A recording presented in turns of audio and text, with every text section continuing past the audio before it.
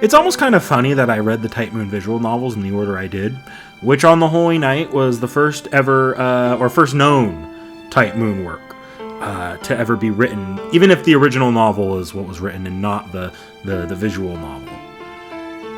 And while I played Tsukuhime's remake, the original story was the introduction of Type Moon into the visual novel space. So the fact that I did that before Fate Stay Night, that's fascinating as well. But here we are now with Fate Stay Night. Admittedly, this is not my first attempt to review this visual novel. About 2 years back, I tried to review Fate Stay Night. The video would have come up in, similar to this one, it would have come up originally in parts, merged into one at the end. It would have been, but, it didn't go well. Basically, I was using a pretty janky port of Fate Stay Night to the iPhone. If you know how to do it, you know how to do it, but it's kind of an emulation thing. And it's not official. So, about 80% of the way through the Fate route, maybe 90% of the way through the Fate route, the Fate route app I had fucked over and just would not load. I mean, I had to finish the rest of it up in the also kind of janky online web version. And Unlimited Blade Works also died, this time about 80% of the way through. And at that point, I just said, fuck it. And that was for the longest time the accessibility issues that the Fate Stay Night visual novel had. Honestly, it almost became a full video rant about the accessibility of the Type Moon works in the West. That all changed when the Mihoyo visual novel got announced for localization. That's why that rant never made it to video form. And then, rather conveniently, both Fate Stay Night and Tsukuhime got announced for localization as well. And now Hollow Oxia is out too. God, that's how long this review took for me to get out. Hollow Oxia came out and I've already started it. Fuck! But at the end of the day, by August 2024, I had a working localized copy of Fate Stay Night in my hands. I'll just grab... That's right. They never made a physical release for this one, and I'm still pissed off about it. Not even in Japan. I can't even collect the Japanese version and have that for a shelf piece or to pull out for this review. But regardless, the visual novel is now accessible with its new translation. It should be noted just how big this is. I have nothing but the utmost respect for fan translators. But as a reviewer online, it's a little bit hard with fan translations. Translation quality can greatly affect how you feel about the work. And this isn't to say that the fan translations are all bad, or that the Fate Stay Night fan translation was bad, or that all the translations put out by the official localizations are good. But one writing, especially at the level that Nasu likes to write, and some of the other Type Moon writers like to write, there is a bit of a poetic intent that fan translations don't always know how to make work, and when they do try to make it work, sometimes it's not quite the same as original authorial intent. When there's problems with the translation, it's a lot harder to call out in the review. For one, because this was a wholly, usually unpaid labor of love by the fans. So who am I not doing translations to be criticizing them on this? And for another, I can't even hold it against the work very much, because this is not a translation that was put out with any kind of greenlighting from the author. If it's a bad translation, at least the author was the one that greenlit it, or the author or whatever company the author put the IP in the hands of greenlit it. So I can criticize the work for that it was greenlit. If it's a... How do I put this? If it's a horrifyingly bad translation, or if they make and it was overseen by the author, I can criticize it, because the author is the one that thought that was a good idea. So like, we can sit here and criticize Artoria becoming Altria. That's a stupid translation, Nasu. That's your fault. Viewers of the channel may remember the Fate Prototype Fragments review as an example of this, where there were a couple translation choices that had both Seki and I scratching our heads. But Seki and I had no idea what or who to critique, if anyone, for that, because it wasn't necessarily wholly the original novel's fault, and it definitely was this is how they tried to get this stuff across in the translation. It just didn't work. So that's kind of the issue with relying on fan translations. So I am happy that for at least the big 3 visual novels, the remake, Fate Stay Night, and Mihoyo, I've been able to experience them with official localizations, because any issues I have with that, like typos being present in the original script of Mihoyo, that's on somebody who down the chain of events, or down the chain of web, was greenlit by Nasu. The fact that Type Moon has been a lot more open about localizing works lately, honestly, I can only be thankful for that. They have been incredibly open about localizing works. Between this, Mihoyo, Tsukihime, even more lately, they've been getting into the more novelized, like not novelized works, but the more like paperback stuff, like Prisma Ilya just got its volume, like the first part of it, localized. So what can I complain about anymore with that? It's good. It's unequivocally good that we're getting official translations and localizations now. So, without further ado,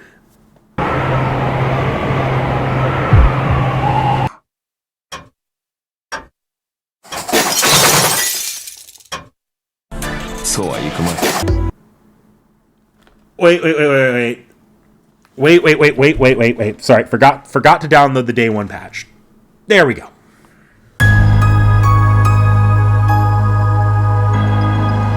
Fate Stay Night is now the oldest visual novel from Type Moon on the market.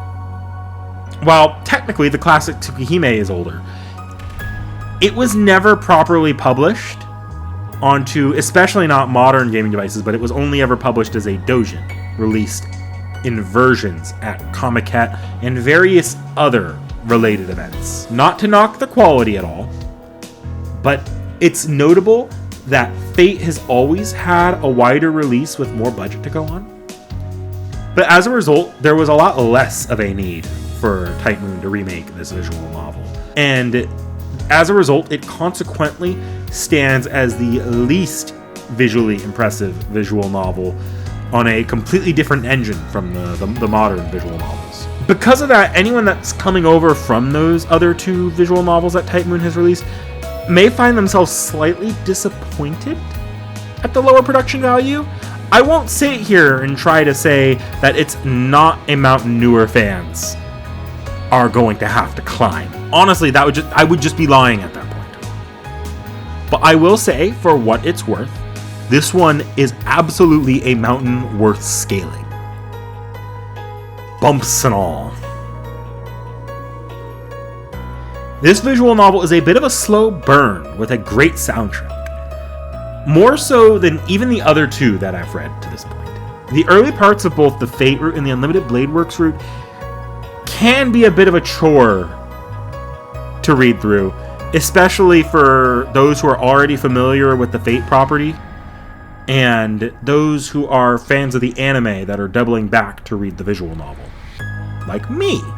Nasu has this habit in writing, and I don't blame him for it. But it's there, and Seki notices as well. When I was in high school, my Japanese teacher told me something that really stuck with me. I've held it close and dear as a quote that I constantly find myself coming back to. You're probably wondering why the white guy is teaching Japanese, but a close second most important quote from him that maybe feels a little bit more relevant to the point I'm trying to make here is, To make someone understand something, you've got to explain it about 3 times for it to stick. Some people will get it at the first, but if you don't explain it 3 times, others will immediately forget it. Well, I feel like for lore elements that Nasu wants you to remember, he takes that exact same approach. Explain the important stuff. Explain the important stuff again. Explain the important stuff again. Damn the people that are already getting impatient over the over-exposition. We have media illiterate people we need to focus on here. It leads to some of his writing feeling a bit circular, which works for making your fan base a walking Wikipedia page, but it makes repeat readings of a couple of these works that are a little bit more high concept, especially like Fate, a bit rough to sit through. But once the 2 original roots actually get going, the character writing is probably their strongest suit.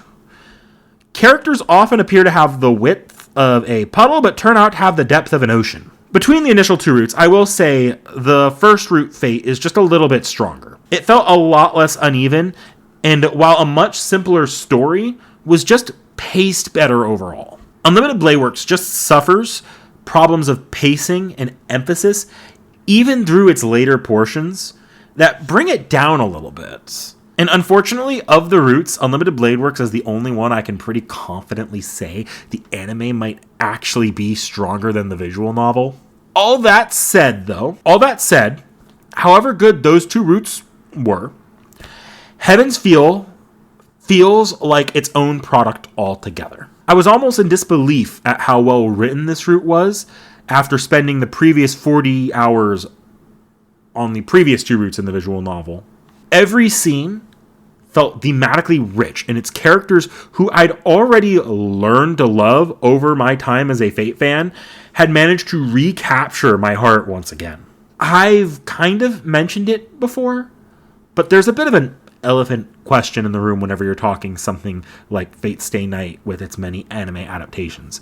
Can you watch the anime to get the same experience? No. And this isn't a dig at the anime. I have nothing but respect for the products in their own right. And if you have to watch an anime because you either can't afford a copy of the VN or don't have the patience for visual novels, there's no shame in it. I'm not some gatekeeper that will tell you how to experience these works. But I'll say that both Fate and Heaven's Feels animes are far inferior products to their visual novel versions. The Fate anime by Studio Deen just makes way too many writing decisions that end up being very weird, and I'll probably touch on those a little bit later, maybe even a little extra later. But those decisions change how viewers will view the events of the story.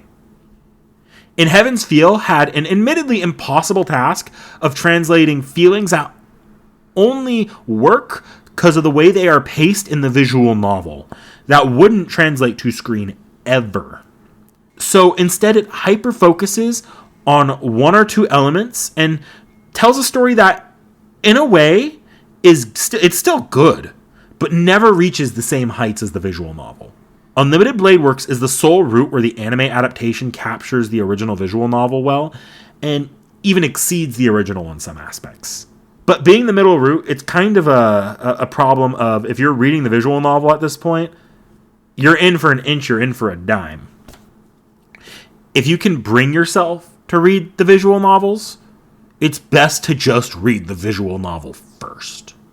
So that really rounds us out with what I can talk about without going over the events of each route. So from this point on, heavy spoiler warning.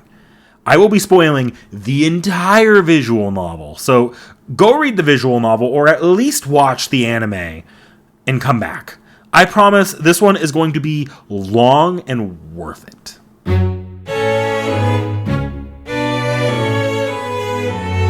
This prologue it's a bit of a fucking trick, actually.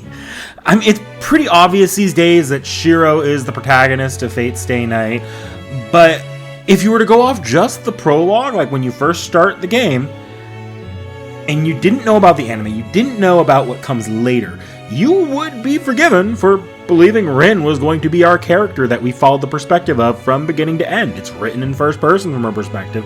She gives you all the information you need. The prologue sets the stage as it being her story, when at least as far as the literal telling of the story goes, it's not.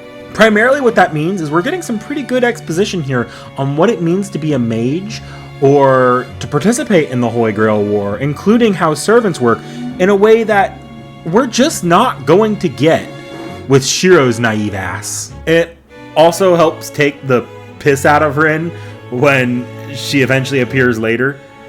Generational mage, maybe? But she's also kind of just a girl failure, to be honest. She's horrible at waking up before the crack of noon, missed the best time to do an extremely important ritual of just summoning her heroic spirit, doesn't get the servant class that she was trying to get, can't identify who her heroic spirit actually is, her servant just fucking ruins her house, and the guy she has a low-key crush on, she seems completely incapable of hearing his voice. Wait, what? That's a setting of the visual novel, and not Rin being a fuck up. Why the hell did they do that? Anyways, keeping in theme, the first servant fight she gets into almost results in her death, because she gets ambushed by Lancer. Not Assassin, fucking Lancer ambushes her. Predictably, the only way out is for her low-key crush, whom I'm told she can actually hear the voice of, just stumbling in, and by law of magecraft, he needs to be killed. This certified girl failure arrives just in time to, oh no, she's too late. The motherfucker is already dead as a doornail. The proper mage thing to do is hide the body, and instead she thinks with her dick and blows her life savings on reviving a guy who will only get with her in one out of the 5 possible endings of this visual novel. The stupid girl then flees the scenes and realizes way too late why it's common courtesy for men to walk their girlfriends and people they want to be close with home at night and wait for the door to be shut before they leave. Reason 1, because it's endearing and gives you brownie points for your thoughtfulness. Reason 2 is because when you are physically more capable, there's less a chance of some dog-smelling Celt jumping your loved one and impaling them with a cursed spear the second time in one night. Rin and her archer charge out to save the guy she just blew her entire life savings on, only to find out that yes, he did get jumped. And oh shit, he's found another girl who can protect him. Good job, Rin. You fumbled the bag and only have a 2 out of 5 chance success of recovering. Oh yeah, and the guy you like?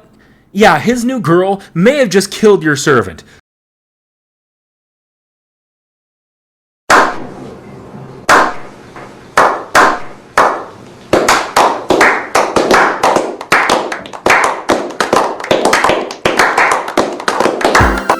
Root analysis. Wait, I'm doing an analysis on the fucking prologue?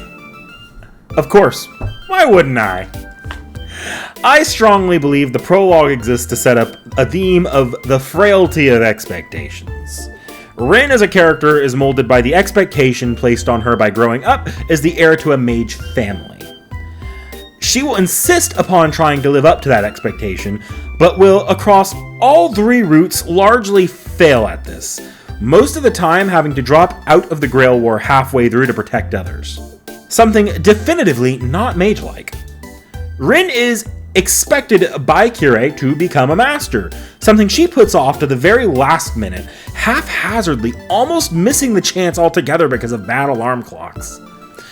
And the expectations of the reader are seemingly shattered by the end as our perspective character, who we expect to be our main protagonist, ends up humiliated and appears to be unceremoniously defeated at the end of the prologue. I promise, guys, I really like Rin a lot, but her failure streak in this prologue is just kind of hilarious to me.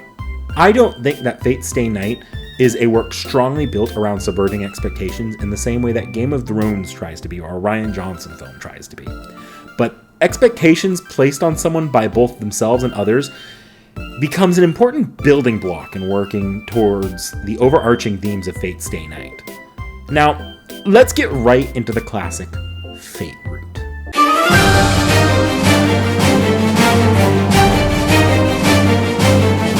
Passnicknack, what the fuck are you doing? What? We're doing the Great Ace Attorney on Off the Shelf. I've got to get this done. That way, we could be doing this any day now. That video is scheduled for April next year. It's only August. She hasn't even started reading it yet. Look, sorry. When I finish this up, I'll get back to reading Fate Stay Night. Promise.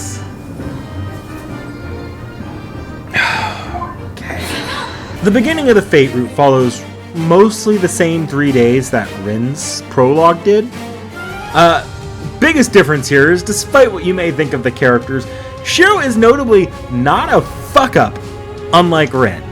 At least not yet. He holds down a part-time job, has a nice house, can cook, clean, is good with machines, is on good terms with the local Yakuza family, is friends with the student council president, he's pretty athletic, and he's in a very healthy situationship with his toxic ex-best friend's younger sister. Hang on, I might be giving him too much credit here. We all know, more or less, how the story goes from Rin's route. Shiro is out late being the kind of guy who can't say no to people, when he sees Archer and Lancer fighting to the death. His cluelessness saves Rin's sorry ass and gets himself killed. She revives him and flees, and he goes home to get jumped by a rabid dog. He then accidentally summons a fucking GSSR servant on his first try. Like, are you fucking kidding me right now? It took me months to summon a GSSR when I first started FGO. And this guy drops the equivalent of a summon ticket and pulls franchise mascot Artoria Pendragon on his first try. Fucking bullshit, that's what it is. Artoria fights back Lancer, only taking a flesh wound, and proceeds to jump Archer and Rin. There's a bit of a route split here, where the events can differ, but for the purposes of this route, Shiro fails to process what's going on fast enough to stop Saber from nearly killing Archer and Rin, but she's saved by Shiro's cluelessness once again. In a truly forehead move, Rin decides to take Shiro to her creepy adoptive guardian and teacher, Kirei Kotomine. Rin doesn't even trust him enough to contact him at the start of the war, and she brings him here for some reason. All cause she didn't feel like explaining shit in detail to Shiro. She doesn't like Kirei at all, and let me tell you, across all the routes, despite more or less knowing intuitively that this man is an untrustworthy, obvious villain, she lets her low-key crush continually visit him. And then, for the third time that night, Rin gets jumped by a servant that's not an assassin. This time, it's Ilya and Berserker. And once again, the guy she has a low-key crush on is pretty much killed. She just gets lucky that he survived a mortal wound. I can really only take so many bad choices by Rin, so I'm gonna fast forward a little here. Rin and Shiro form an alliance despite what the anime adaptation may have made you think at this point. Oh yeah, let's mention the anime now. In the anime, Shiro and Rin do not make an alliance at all. Instead, they get into a pissing match. More on that later. Here, though, they ally pretty much from the start. The anime is actually hugely responsible for Shiro's bad rap. Way more than I think a lot of old school fans would give it credit for. Like, that limping from an arm wound thing that Seki likes to harp on. Yeah, that just isn't in the visual novel. At all. That wholly is the anime's fault. But that's not all. Later in the visual novel, it becomes extra obvious. Rin and Shiro realize that someone set up a bounded field that's draining the students of the school of their mana. So they begin to look into it. In the anime, Rin smartly instructs Shiro not to investigate alone, and in the visual novel, she does not. Now, while Rin is smarter about that in the anime, it squarely moves the dunce hat from her to Shiro, leading him to being met with Shinji, who, in the anime, only attacked him a day or two prior. And then, in the anime and in the visual novel, he goes to Shinji with no protection at all. By letting Rin continue to be the fuck-up of the group, and not instructing Shiro, and by not having Rider attack way too early, Shiro stumbles on Shinji while he is looking somewhere on a whim.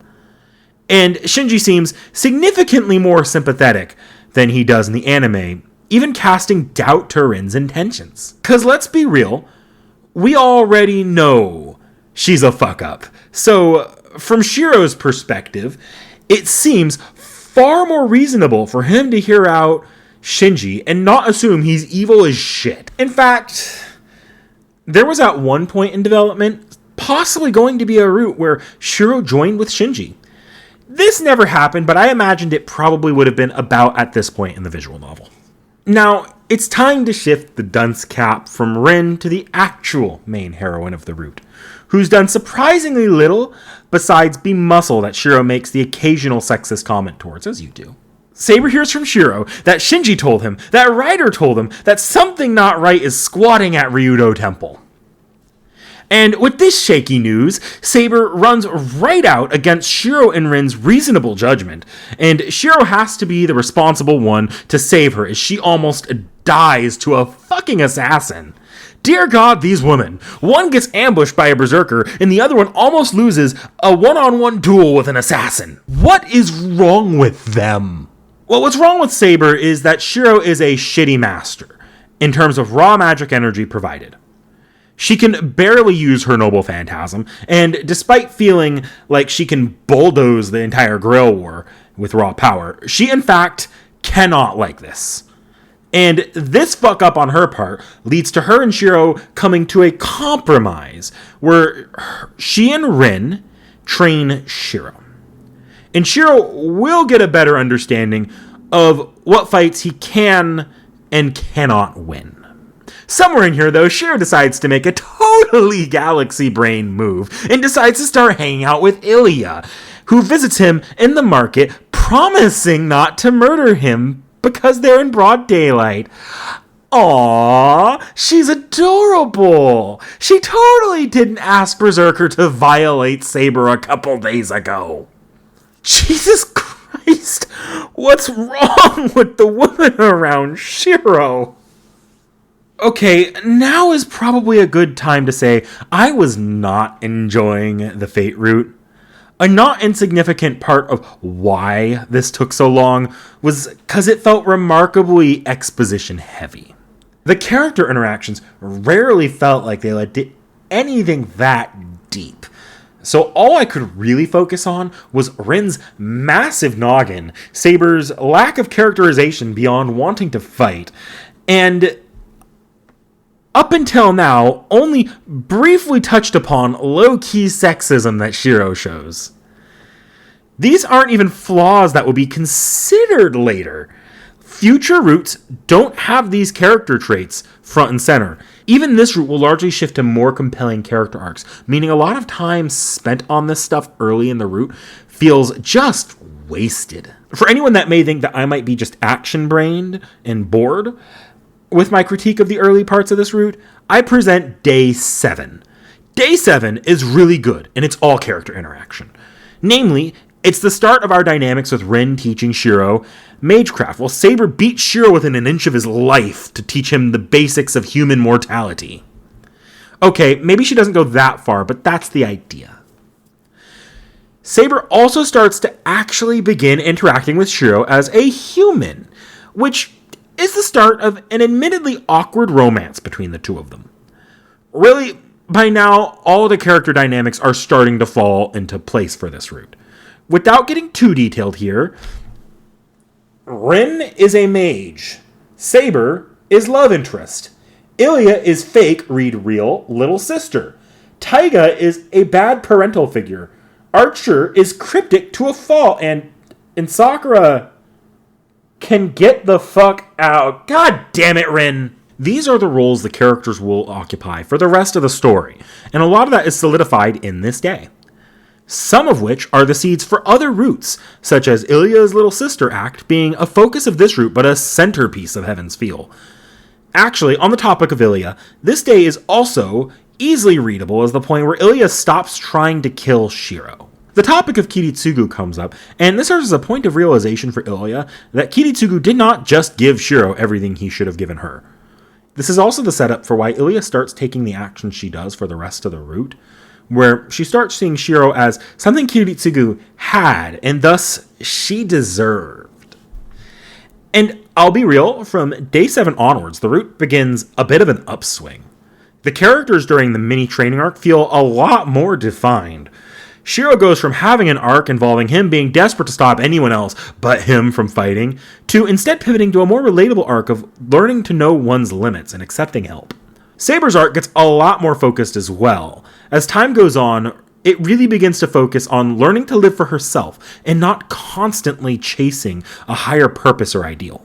That she needs to fight because she wants to stop being a tool. And Rin. Actually, what am I talking about?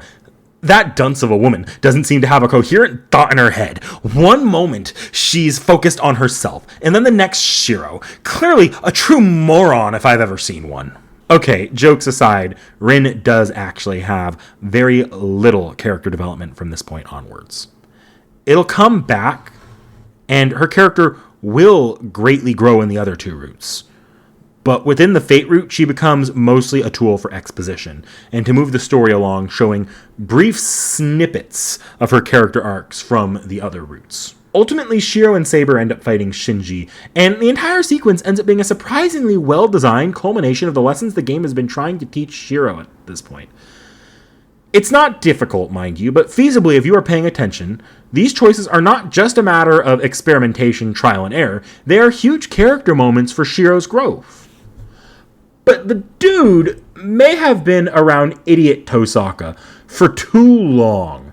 Now he's actually being dumb. He stresses out over Saber bringing herself to the brink of death by using her noble phantasm to kill Ryder, and manages to end up at a park with Ilya in sundown. Ilya kidnaps him and threatens everyone around him if he doesn't swear to be her servant, which involves getting his soul stuffed into a doll while his body becomes a puppet. Jesus fucking Christ, Ilya! Shiro eventually saves himself just as Saber, Rin, and a now-healed Archer arrive to save him. But they are intercepted at the door by Ilya and Berserker Heracles, who is, without exaggeration, a hard motherfucker to kill. So Archer stays back to buy them some time while Shiro, Rin, and Saber flee. And then comes Caliber!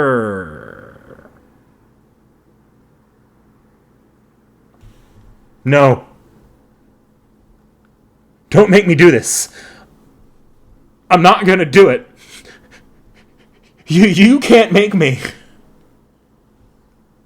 Fuck, fine, they fuck. Saber is still near death from dropping Excalibur on Ryder earlier. And cause they need to break into the visual novel market, the healing process is sex in a rundown shack while my boy Archer gets beaten to death by the Incredible Hulk. Lore-wise, it's mana transfer, and is like an analog way of moving Shiro's mana to Saber. So welcome to my brief thoughts on the Fate Route's damned H scene. What can I say about them that hasn't already been said, though? This one was written terribly. It has the steaminess of smoke, like the writer thought what they were writing was titillating, but it ends up being just uncomfortable. Like, it never devolves into full-on non-con. But there's a level of that type of thing in it that can make it a little weird and oddly out of character for everyone involved. Wow. What else?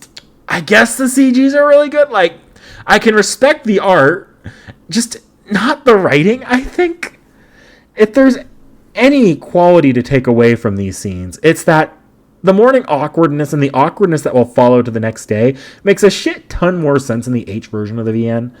These two characters literally just had sex, and they weren't mentally prepared to have that with each other.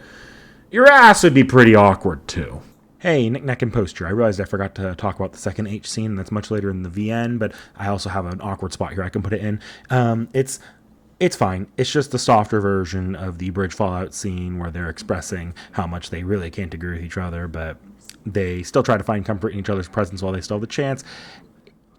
Cute enough, but it's nothing to write home about, so I'm just going to leave it as is like there.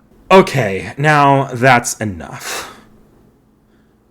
In the all-ages version of the scene, Rin uses close contact to transplant a piece of Shiro's magic circuit to Saber to open a direct pathway between them and allow her to recover mana. It actually does serve as a good thematic sacrifice for Shiro. In saving Saber, he's giving up his potential to ever be the strong hero he wants himself to be. He's literally giving a part of himself to a woman he loves so that they can be together. I'm getting ahead of myself, but that's a very easy thing to point out here. Shiro and Saber end up fighting Herc, who still wrecks their shit until Shiro miraculously summons Caliburn and wields it together with Saber to cut down Berserker Heracles once and for all. Now for that fucked up murder lolly that threatened to do multiple vile things and killed Rin's live-in maid. Yeah, Shiro just invites her to stay at the Emiya household. And we enter the final stages of this visual novel route. And well, this stage may actually be a little bit unfamiliar to anime-onlys, because anime watchers, once again, are treated to the after effects of making a Frankenstein abomination of an anime adaptation. The rest of the route places heavy emphasis on the budding romance between Saber and Shiro. It becomes increasingly apparent that they both caught feelings for each other, but oh no, Saber doesn't wish to remain in the modern era, as she wants to use her wish to save her homeland. And, to top it all off, our band of idiots are dealing with something truly dangerous. It starts when they come under attack by Castor, who seems desperate for some reason. It is immediately apparent that she lacks a master, and Assassin has died off-screen.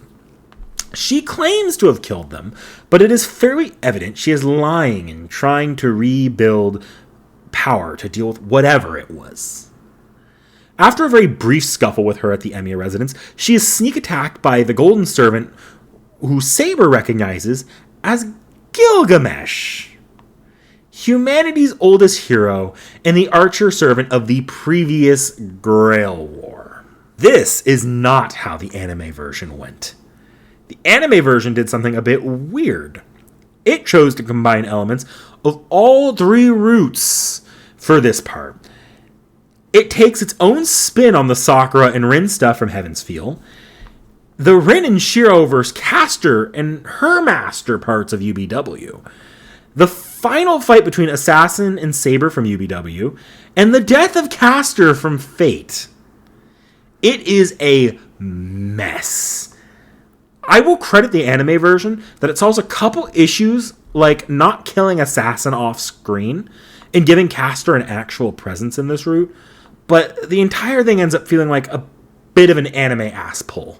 It also does some damage too, because despite the issue of the off-screen killing of Assassin and the downplaying of Castor, stuff like this did help the visual novel feel less railroaded. Like, the world itself is breathing, even if Shiro is not yet directly involved. Something that especially the Fate route can suffer from sometimes. Anyways, despite having Mr. Gold himself on their doorstep and making not so vague threats to Shiro and Saber because he has the hots for Saber, Shiro decides to take Saber on a date. And now's a good time to talk about what I think of the romance. It's rough. Like, really rough. This entire route in some ways is built around this romance as an overarching story, and it can be a bit weak at times outside of the setup. Our purpose of this particular story is mostly the romance between Shiro and Saber. And I think this being the first route may have been a mistake. Saber and Shiro suffer greatly from meandering writing, where you almost feel Nasu getting a solid grasp on these two characters as he's writing them. The result is that their characterization doesn't start feeling fully formed until the end of the route, and the romance never has the build-up to feel believable. Consequently, it makes Shiro's attempts to dissuade Saber from trying to save her homeland by eliminating herself kind of shitty. What we end up getting is that it's a little hard to frame Shiro's desires, which he is pushing on Saber, in a light that doesn't come off as toxic or sexist. I get it. When I really get into it, I do get it. The point is that Saber's plan wouldn't work, and that in going through with it, she's not doing good by her land or herself. But to understand that you really need to lore dump on the reader. It's a little hard to keep up with. And yet, thematically, it's not terrible at all. When I break down what Shiro and Saber's characters represent, I get it. Again, I get it. It's well done thematic writing. But the character writing feels like it probably could have used another draft or two. Predictably, that same night, things don't go well between the two of them, and the two end up parting ways in frustration. Shiro does rejoin with her, though, because kind of predictably, Gilgamesh attacks her while they're alone. And Shiro manages to barely protect her by projecting Excalibur's scabbard, but the two have no idea how to deal with Gilgamesh after this. After discovering that Kirei has a literal child torture basement, Lancer is revealed to be Kirei's servant. But Lancer will turn on both Kirei and Gilgamesh if Saber chooses to help Shiro. Actually, it's kind of cool that your choices can impact whether or not Saber chooses to save Shiro. Kind of like she's the one playing the visual novel in this situation for once. That said, it's really easy to avoid the bad ending here. Just, don't be a dick. Lancer ends up fighting Gilgamesh off for hours off screen.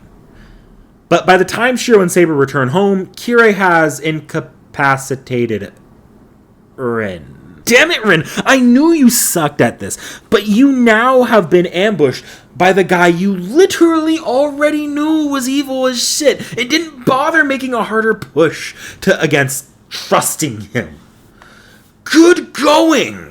And because of Rin's lack of communication skills, Ilya gets kidnapped to be used as the Holy Grail because lore. Saber and Shiro make one final plan to give Saber back Avalon, which this entire time has been sitting in Shiro healing his mortal wounds. So with that, the two end up going to confront Kirei and Gilgamesh. This fight scene in particular is kind of just... it is what it is. It doesn't feel as climactic as it probably should, because Kirei is so cartoonishly evil, and Gilgamesh was kind of a Deus Ex villain here, with motivations that'll never be addressed again outside of this route. Honestly, Kirei needed a little more characterization besides just being creepy priest, and Gilgamesh is another case of thematic use being good, but having bad characterization.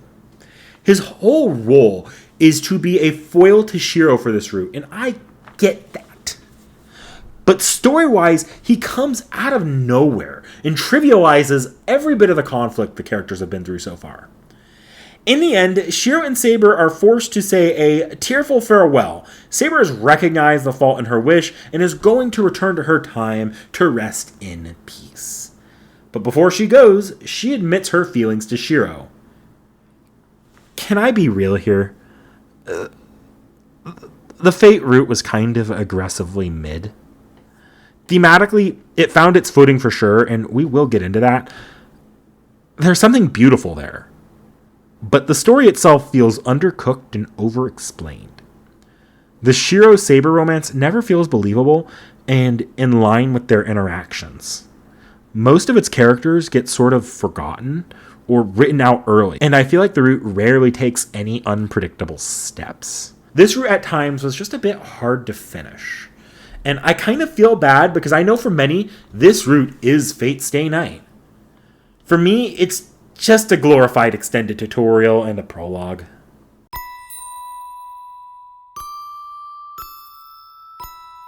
The Fate route to me feels like it's written in two distinct parts. The first half is primarily about Shiro coming to terms with his limitations, and the second is about Artoria coming to terms with hers. Both have ideals not actually achievable. For Shiro, it's his desire to be a strong hero, and for Artoria, it's her desire to be a perfect king for Britain, which is why she has such a low view of herself that comes through a lot in the second half. Across both ends of the story, we have our characters acknowledge their imperfections, and not necessarily appreciating them, but learning to live with them. But obviously, that's all surface level. Thematically, I think what's more important is analyzing what's being drawn here with the idea of history and our idealization of it. Artoria's bit, to me, feels more important than Emiya's thematically. His here feels mostly around to draw a parallel to hers. And obviously it's to set up the greater arc he will be experiencing across all three. For Artoria though, what we are seeing is a look back at her imperfections, that of her nation's history and her lack of ability as a hero to lead her nation down a perfect road. This route is about nothing if not the rejection of perfection. History and people will be imperfect. There will be things to regret and things to learn from. But what's impossible is actually impossible. I just had to write that Emiya ass line in here somewhere, I'm sorry. There isn't an active way to suddenly make wrong right, and often what comes from mistakes, both personal and not, can be something beautiful in itself. But there's also a distinct rejection of resting on that understanding of letting whatever happens happen. By the end of the story, Artoria doesn't stick around.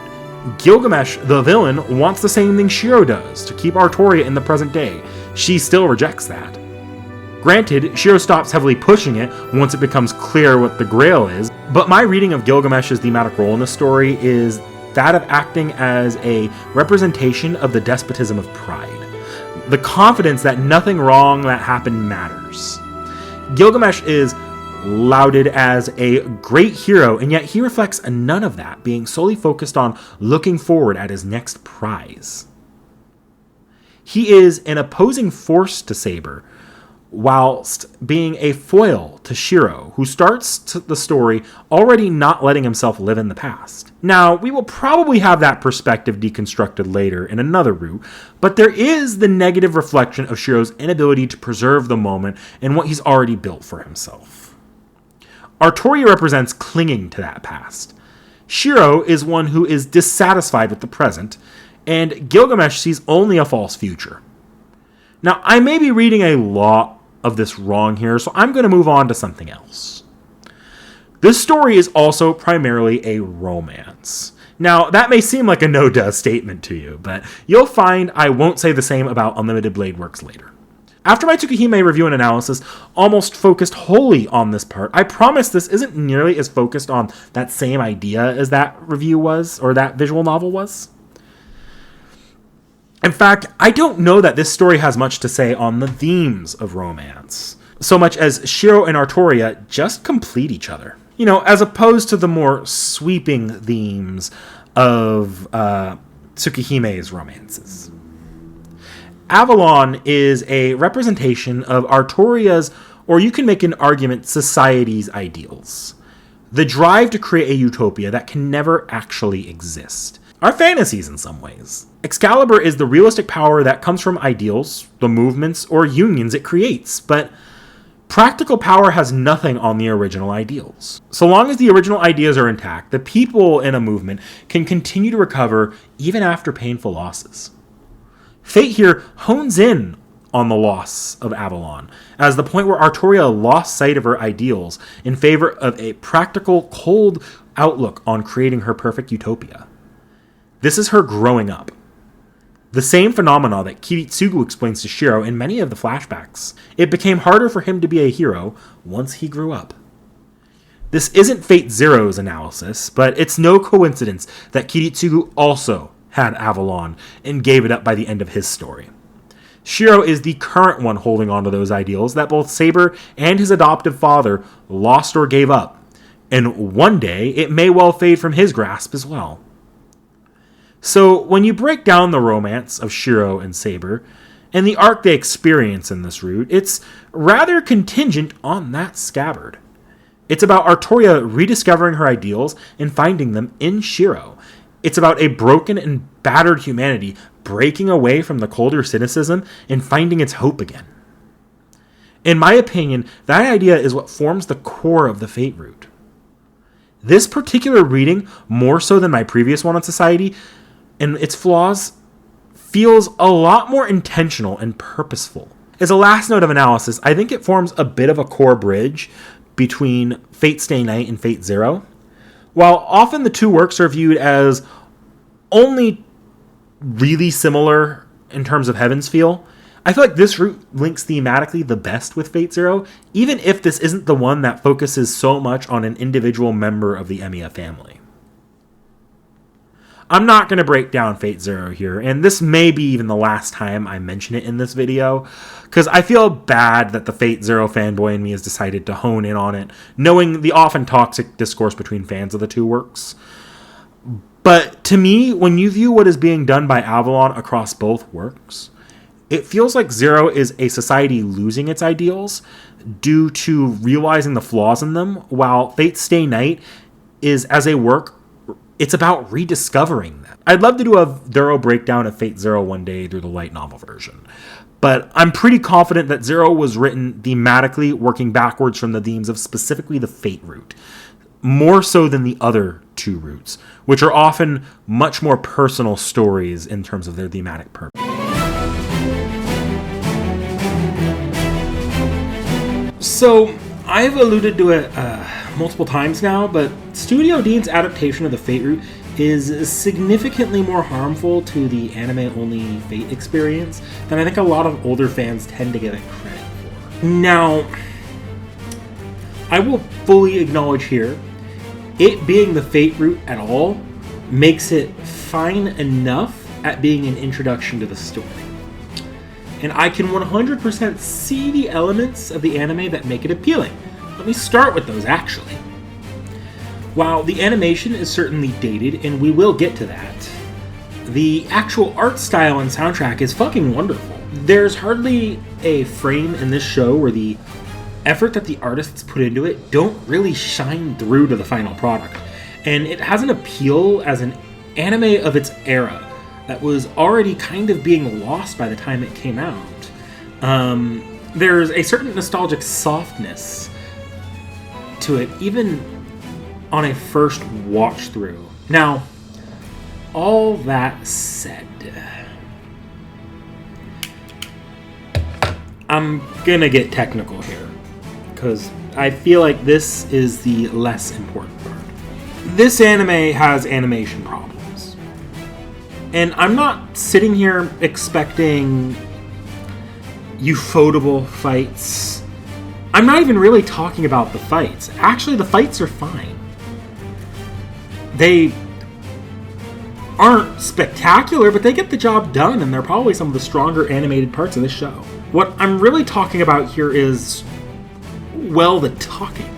Now, full disclosure here, I did not go rewatching this anime prior to writing up this script, but go back and watch the more fresh reaction from me in our group discussion for the channel. And most of my points here are going to be the same. The talking scenes are just not directed. Very often we will find the anime taking shortcuts to keep the characters from having to use lip flaps on screen. This on its own isn't the problem, as a lot of anime actually make use of this, especially in the seasonal side of things, but we aren't often substituting for a lack of detail with animation. Instead, we are often watching still images of characters talking regardless of whether the lips flap on screen. Now, put this problem in with an already very exposition-heavy visual novel, and combine it with what's the simplest story in the visual novel, and you get an anime that, more often than not, just feels slow and reliant on its lore to maintain interest. Now, for Fate fans like moi, and presumably you in the audience, you probably find this lore interesting. Whether or not you started here, you will get something out of seeing this on screen. But for every person this anime clicks with, on an intrigue or a concept level or even an art style level, 5 more people bounced off of it, turning people away at the door from the franchise. But I don't think this technical reason is why people don't click with Studio Deen's adaptation here. And I think the adaptational issues are far more damaging to how people viewed the brand and the characters since the anime released. Oh boy, I talked about this before, but this anime did irreparable harm to Shiro's reputation. Now, I'm going to level with you. The writing on Shiro and Saber was not Shakespeare in the Fate route. And some light sexism and awkward romance did occur there, but any problems the visual novel had with their writing are kind of turned up to 50 in the anime. Shiro's sexism has a lot more punch when he has fewer lines of dialogue, and especially fewer lines of internal monologue. So what we're left with here is not his searching for any way to stop others from fighting. It's just that he has an oddly sexist, chauvinistic outlook on how to approach Saber. Those smaller moments where Saber is wrong and Shiro is right no longer feel like the two meeting in the middle. It feels like the anime trying to validate its main character's awful attitude at times. Not helped by the attention Saber's gender will bring if you go into the anime spoiled to her identity, which, let's be honest here, is not hard to do, especially in the modern day. And then there's good old Shiro being stupid. He's not actually that stupid. In fact, in the visual novel, I think he genuinely holds a more practical level of street smarts than Rin does. And Rin is really, in the visual novel, just more knowledgeable about the mechanical parts of magecraft and of the Grail War, and smarter in how she approaches that.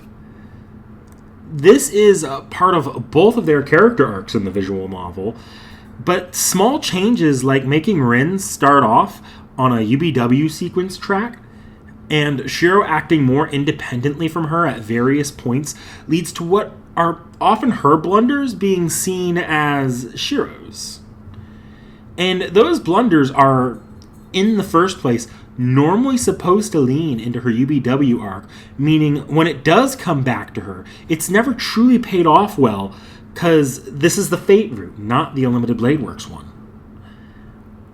And there are other adaptational problems as well, such as trying to shoehorn in the odd Heavens feel in UBW merging of the Caster arc. It's all just contributing to making this war feel even more railroaded. Like it's just Shiro fighting it in the show. And all of these little issues distract from the thematic arc of Shiro and Saber's romance, which was already kind of rough to begin with in the visual novel. I don't stress this to shit all over Deen's anime or proclaim to the rooftops that you should start with Zero, UBW, or even the visual novel, because frankly, I don't really care where you start. But what I mean to do here is spotlight that we need a better adaptation of the Fate route if we're going to sit here and really set this expectation that anime only should watch in a specific order. There are reasons why pointing to the visual novel and saying start here might not work. The same holds true for the anime of Zero and UBW. But there are just as many, if not more, issues with starting with Deen staying knight. If you read visual novels, this is easy. If you don't, well, being an anime only, searching for a direction blindly it's suffering. Let me just say that.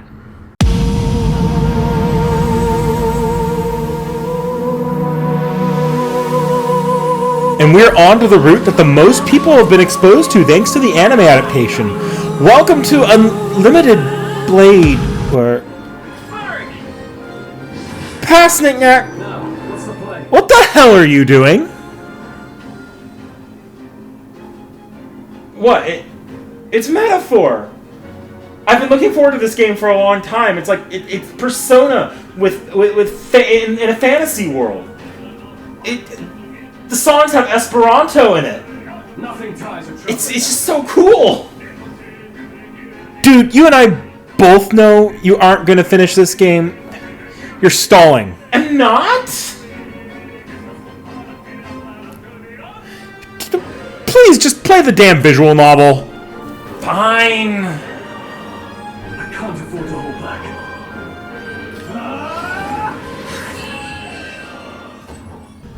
Oh my gosh, so where do I begin with Unlimited Blade Works? Here's the issue with this route.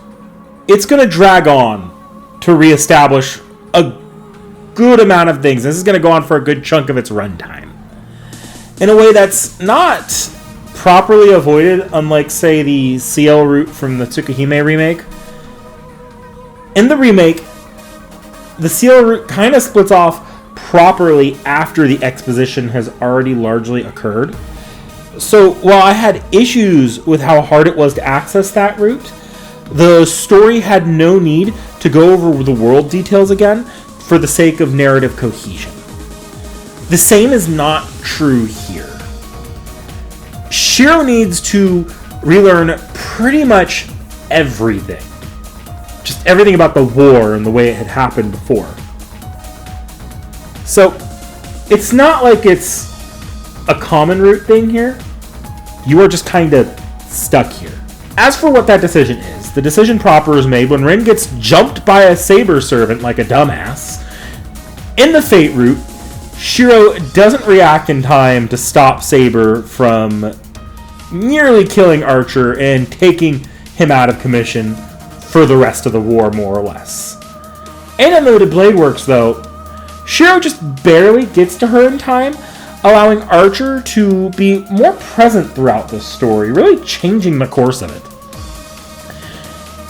And then things are the same, mostly. Visit the church, fight the Herc in a slightly extended scene that shows off Archer more. Shiro nearly gets killed and finally go home. The difference here is that Rin and Shiro do not actually form a partnership immediately on account of Archer not being, out of commission. As well, the nature of Shiro's injury was a lot, and I mean a lot less needless. So Saber and Shiro's relationship never starts rocky, leading them to be more amicable from go, but they have less room to grow into a romance here. Now, here's the scene I mentioned found its way into the Studio Deen adaptation of the Fate route. Rin attacks Shiro after school in an attempt to scare him for not bringing Saber with him, and really just going to the school at all, or mutilate him, because Rin is an idiotic psychopath. Seriously, Rin, this is your route, and you can maybe just try to be a little bit more intelligent this time around, just maybe. Their fight is ultimately cut short by the scream of a classmate, which they both go to check on, where Rin falls for the obvious trap, leaving her head exposed to attack from a distance. Rin just gets ambushed by Ryder. Seriously, Rin? Again? Hang on, let's take count here. Rin has been ambushed by Lancer, Saber, Berserker, and now Ryder across the two routes we've covered. She's been almost ambushed by the full set minus Assassin. The one that should be ambushing her. And I'm not liking her chances in a route with as much focus on it has on Caster and Archer. Well, Shiro here saves the life of Captain Brain Cells by throwing his arm in the way of the attack and then charging in the direction of the attacker in order to draw their attention away from Rin, who's still saving the student that was screamed. He then comes face to face with Ryder and hears Shinji laughing in the distance. The two fight, and as you'd probably imagine, Ryder beats his head in. But thankfully, Rin and Archer arrive in time to save him. Trust me, this is about to become a common occurrence in this route. After this, Rin realizes that if left to his own devices, Shiro will become a victim of natural selection. So Rin finally decides to form a partnership with him. So guys, you think that two people with negative brain cells mushed together will cancel out and become at least a single brain cell to share between the two of them? So the two end up going straight to Rin's house to patch up Shiro, where Rin realizes just how bad of a mage Shiro is. Gee, Rin, no shit. It actually makes her mad that Kiritsugu didn't do a better job of teaching him. Something that we can pretty well piece together was Kiritsugu purposely sabotaging Shiro to prevent him from getting involved with mages. Rin sends Shiro home with Archer, who has on numerous occasions expressed a desire to kill Shiro. Good idea, Rin. Great one. Somehow, Shiro makes it back home, and that doesn't make what Rin did that much less idiotic. It just means he got lucky.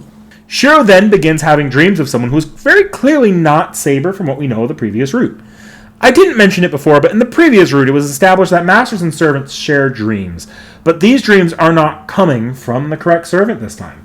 It's Archer. The dreams are Archer's. Anyways, Shiro happens to run into Shinji at school, who admits to being Rider's master, but is claiming ignorance to her previous actions from the night before. Bitch, we heard you in the woods. Well, Shiro is smart enough to not take Shinji at face value, but per Shinji's wish, decides to tell Sakura to get the fuck out. Damn it, Shinji! But that same night, Caster sneaks, oh no, a mind-controlling thread into the Emiya household. Come on. And kidnaps. It's Rin. It's Rin, isn't it? Fucking damn it, it's Rin. Shiro Emiya asleep in his bed. Wait. Rin isn't there yet in this route. Is she? She's not in the Emiya household. Hallelujah, it wasn't Rin this time. Well, Shiro is taken away to Ryoto Temple, where Caster is waiting for him, intending to take his command seals and kill him. He is then saved in the nick of time by Archer, who engages Caster and manages to mostly hold her off. However, Shiro and Archer, increasingly unable to stand each other, get into a pissing match, which just ends up resulting in Archer trying to kill Shiro. Saber, meanwhile, is being held up at the gate by Assassin, but Shiro manages to make it out, and the two are spared by Assassin, who holds off Archer in a shockingly good deed for him. Good man, Saseki Kojiro. Truly the hero of France, indeed. Shiro and Saber really push forward on the training due to, Shirley nearly dying in this route a lot so far. And I mean, they move forward a ton on this. And well, she catches that Shiro is mimicking Archer's fighting style, and it's surprisingly working for him. And today's the day. The Bounded Field Day. We get one of these in every route, Well, this time it's because Rin rejected an offer to work with Shinji, not even considering that Shinji could be the one who set up the Bounded Field. And she is well aware he's a spiteful prick. So, once again, Rin nearly gets everybody killed. Thank you, Rin. Shiro calls Saber while Rin holds off on calling Archer, because, she had to blow a command seal to get him to not attack Shiro anymore. Rin, you wouldn't have been in this situation if you hadn't had blown that one shitty command spell at the start of the story, right? The one to make Archer obey all your commands that just doesn't end up working throughout this entire visual novel. Well, anyways, the two fight their way to Shinji while Saber deals with what they think is Rider.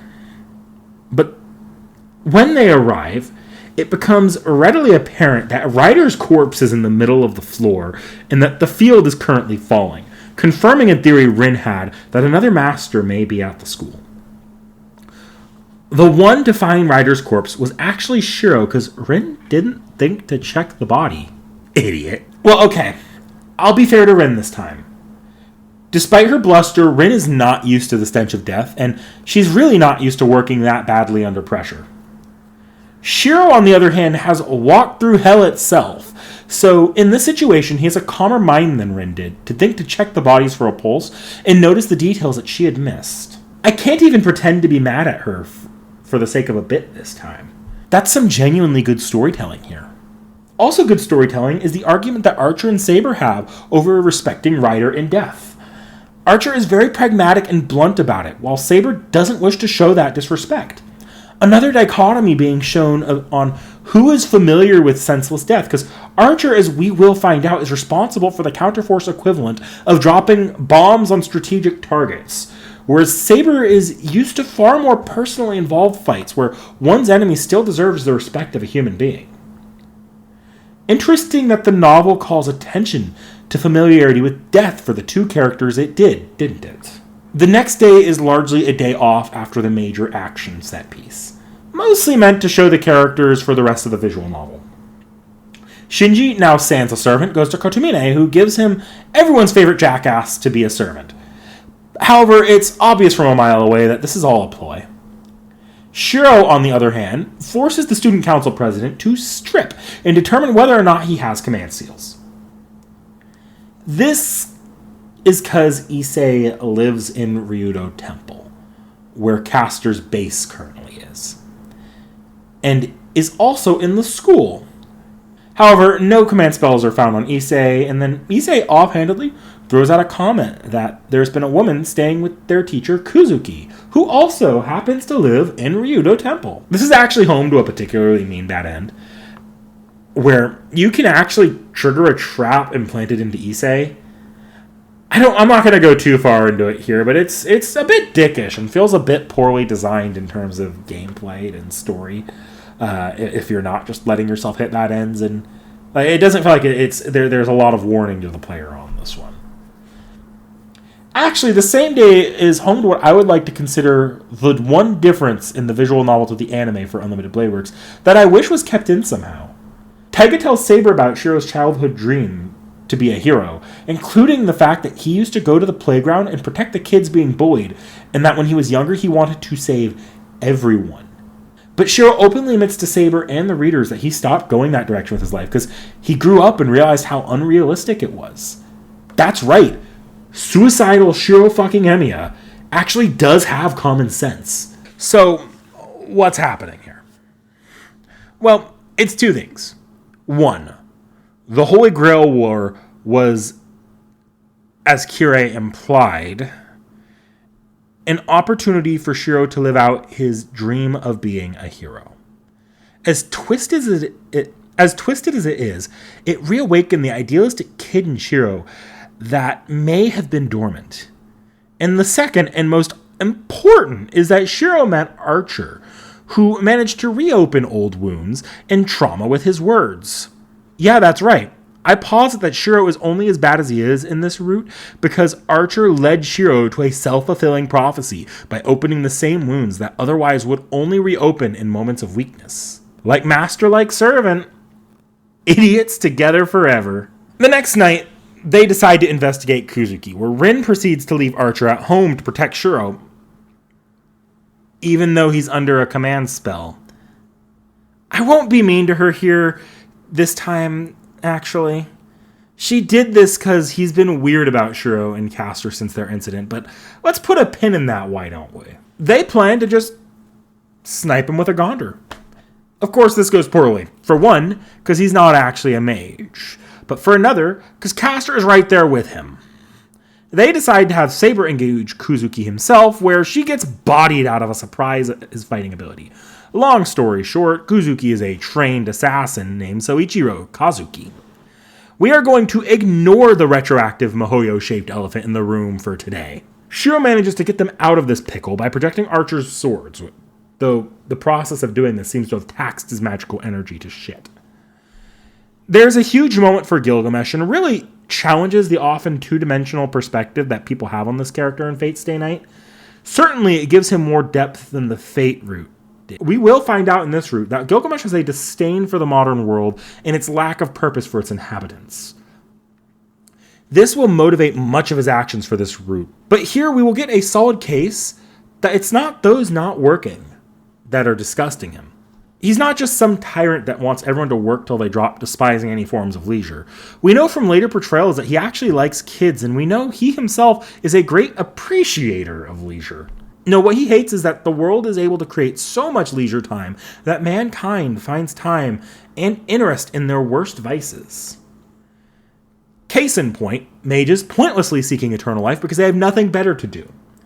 We will learn more about Zoken and Heavensfield, but long story short, the bug guy we are familiar with is a result of an eternal life pursuit. Something Gilgamesh himself has already thrown away. The two work surprisingly well as subtextual opposites as villains. We're starting to wind down the first half now, though. It's important to note that by this point, Rin is warming up to the idea that Kiritsugu purposely didn't want Shiro to be a mage. We start seeing her realizing just how much more relaxed it is to be in the Emiya estate, and how much more welcoming the Bounded Field is compared to her own. This becomes important in a way anime viewers would not realize. Of course, anime viewers are familiar with the date scene with Rin, Shiro, and Saber, but unlike the anime, the attack isn't on their way home. Hang on.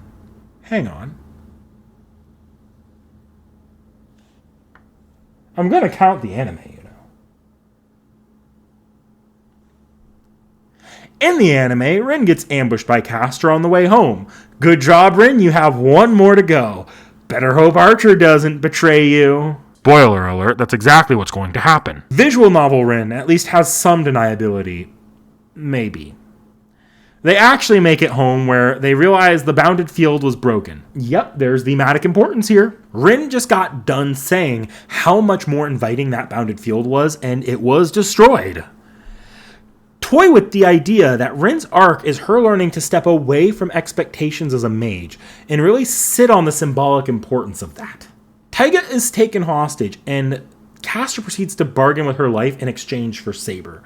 After negotiations go very badly, Shiro loses Saber to Castor, who now controls Saber as a master.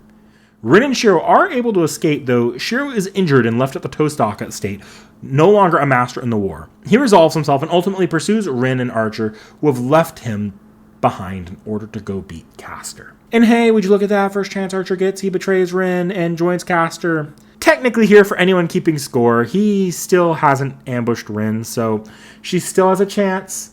But I'm seriously not liking her chances. Shiro and Rin manage to get away, admit that they have feelings for each other, and then stop by to beg Ilya for help. Who knows how that plan would have gone, since she's done nothing but try to bash their heads in this route, but we don't really need to dwell on that, because Gilgamesh rejects your lolly bullshit, picks up the pen and paper, and then proceeds to write Ilya and Berserker out of the remainder of this story. Good guy, Gilgamesh, doing the Lord's work. One traumatized Shiro later, and we bury the rootless one.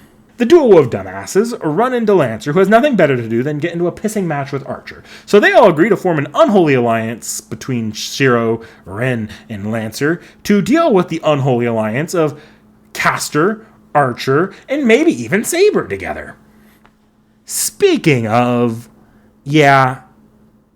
Castor, HR would like to speak with you. We've had multiple complaints of inappropriate advances towards your employees. More importantly, Rin finally realized that it's not her brains people like her for, and she decides to use her best asset to beat Castor, her body. Okay, I had to back up on that one. That was mean. She uses her fists and kicks. Like she goes full physical combat.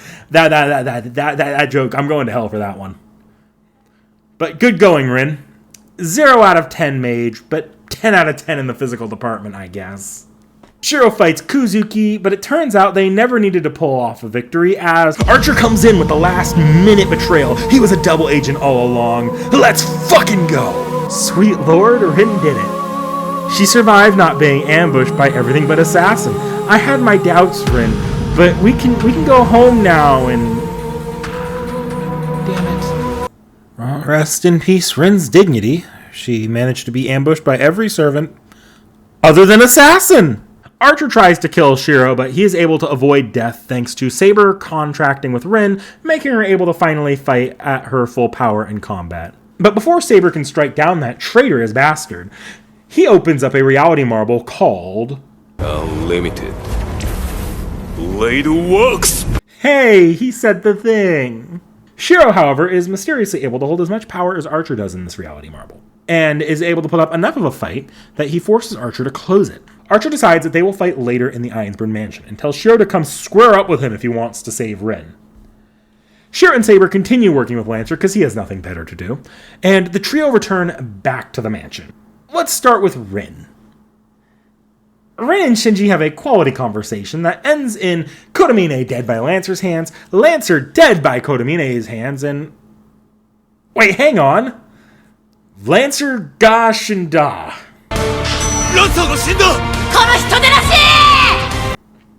There, I said the thing. Of course, even though Shinji is stabbed in the shoulder, Gil is nowhere to be found. Oh yeah, back to the tale of two Shiros. Oh yeah, I forgot to mention Archer is Shiro. Duh. So I need to be careful with Archer and Shiro. So much of what I remember from this scene is in the anime. Let's start with the painful part. Unlimited Blade Works is never opened once in this confrontation. The entire thing takes place in the front entryway of the Ironsburn mansion. Also, that last Stardust scene that everyone remembers where Shiro confronts his past self. Yeah, that's anime original. Yep. Saber coming to terms with her own struggles by seeing Shiro's. Far less implied than the anime version. It is true that during their fight, Shiro comes to conclusions about his future, but maybe because the anime version exists, this version feels so much lesser in comparison. But, after it's all over, you know what happens. Gilgamesh turns Archer into a pincushion, the group are barely allowed to leave by Gilgamesh, and Gil shoves Ilya's heart into Shinji. Oh yeah, and then the trio return home for one final night before the end of the world. So I'm going to stop here for a moment. Gilgamesh is still a shit character. Like, I know I glazed him a moment ago, but in execution, he once again is occupying a Deus Ex villain role.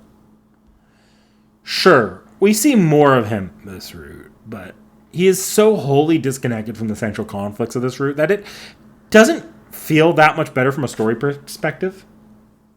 It's just a tad bit disappointing. Okay, well, the next scene is beautiful, admittedly. Rin slander mode off for now. Her arc has been slowly realizing that she needs to let part of her image of herself as a mage go.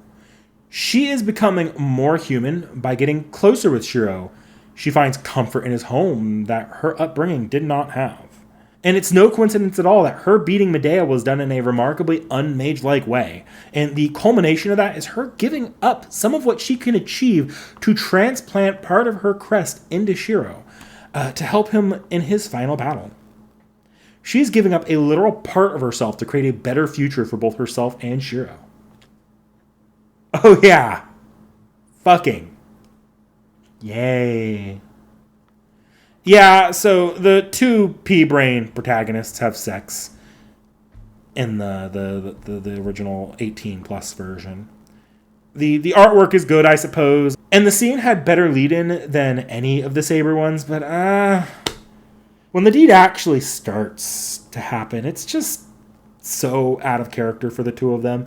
They go from having decent chemistry to the chemistry of two chairs being placed on top of one another. It's pointless. Now for the actual climax. Rin and Saber save Shinji. Rin has a remarkably human moment of choosing to do what Shiro would do, by saving Shinji, even though objectively she does not have to. Saber could have obliterated Shinji in the grill with him in it at any moment, but Rin chooses to go save his ass. And that's beautiful and all, Rin, but this is Shinji. Do we have to save him? Well, Rin chooses to be a moral human being, and Shiro goes full action hero, fighting Gilgamesh. I haven't really got much to say about this. Honestly, the climax here is also kind of meh. It cuts around too much, and so Shiro beats Gilgamesh through the ladder's overconfidence.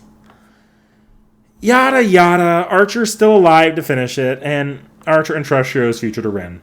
Rin takes Shiro on as an apprentice, and Shinji gets to pretend like the revelations of Heaven's Feel don't exist and can get his life in order. Oh yeah, and Saber disappears. Happy ending, yay! But it gets happier in the good ending. If you choose to raise up Saber in the not Saber route, Rin decides to save Saber, giving up even more of her mage abilities. And now Saber and Shiro get to be part of Rin's harem. Congratulations, Rin, you've achieved true anime protagonist status. This ending is largely just fan service, and not canon to any works written later, but Saber had to stick around in at least one of these endings, right? Honestly, Unlimited Blade Works is kind of a mixed bag for me. I don't think it's any worse than Fate, but it being a second route that's only playable after you've already finished Fate makes it harder to get through those early parts. And the latter parts have weird priority issues, with the climax feeling disconnected from the rest of the route. If you couldn't tell, I really stopped caring by the end. Didn't even get a final jab at Rin in. I like Rin. I like the story of Unlimited Blade Works. But there's an actual conversation to be had about whether this route is weaker than its anime adaptation. That alone is worth being a little disappointed about compared to the other two routes we're covering here. Congratulations, Rin. You have my least favorite route, personally speaking, just to read. Next time, just don't copy Saber's homework, please.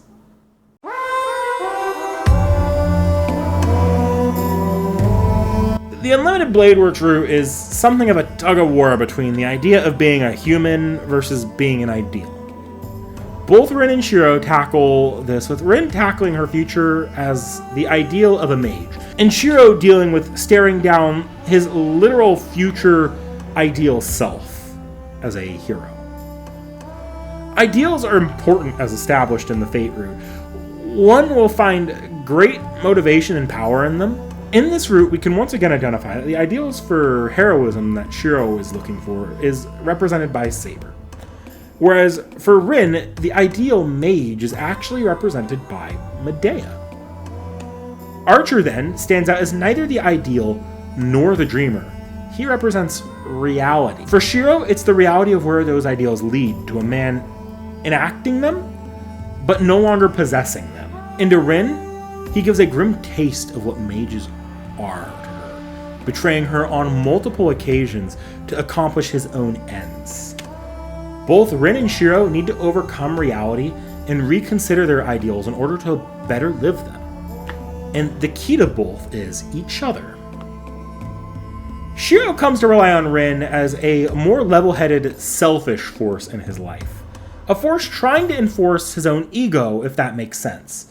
Throughout the story, Rin pushes Shiro to not be so much of a selfless idiot, to actually act on his own best interests instead of destroying himself. And Shiro acts as a grounding force to Rin, as Rin consistently recognizes Shiro's home as a place of comfort and often even leans on Shiro to be the level-headed one at times of crisis, even though he's just a normal guy compared to her. The two have a positive as well as a negative effect on each other. The prime point of friction between the two occurs when both of them lose something they value. For Rin, she loses the comfort and welcoming atmosphere of Shiro's home after a date, which lets him become more human. A representation maybe of Shiro's limits and inability to act as a securing force in her life. And Shiro, after having a day to feel human, literally loses Saber. You know, the one who in part represents his ideals in the previous route and continues that role here, literally being lost after a date with Rin. Medea for Rin is sort of the end result of where her ideals will lead. A lonely life of power, but not much else. Medea cannot often communicate with her love, who is right there in front of her, and can only really maintain her status by constant deceit as she closes herself off to any circumstance she can't control. Remember, Rin literally tried to force Shiro out of the war because she couldn't control him by keeping him safe at home. And Medea is the one who stole Saber, Shiro's ideals, and destroyed the bounded field around Shiro's home, Rin's comfort. The representation of Rin's future destroyed what Rin valued most about Shiro. The end result of this is that Rin really needs to learn to let go. The two only sort of gain these things back after effectively a reality check via Archer. Archer puts Rin in a position where she needs to show strength even in helplessness, literally needing to watch the last remaining teacher she had die to move on to a new path for herself. And the only way to do that is by relying on the help of a servant who tried to kill her before. One she barely knows, barely trusts, has direct orders to oppose her. He's her savior, not someone she controls, but someone she needs to place trust into. And for Shiro, he needs to learn what selflessness can bring, as in the long run, it will wear away at his own identity. Shiro is only able to get through his fight by accepting and preparing for what a future might bring if he isn't careful. The route's thesis is then solidified as Rin and Shiro's trade-off.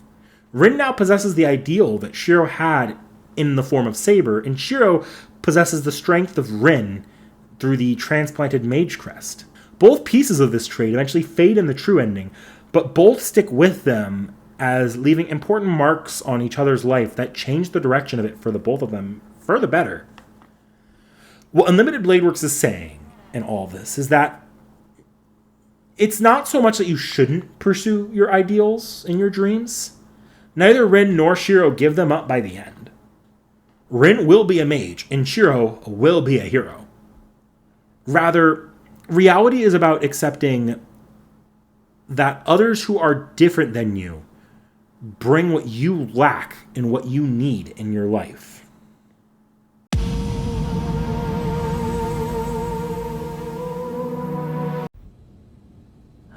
That was really bad.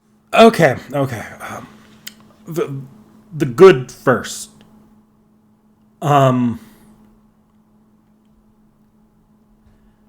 Taiga was beautifully animated in every scene she was in.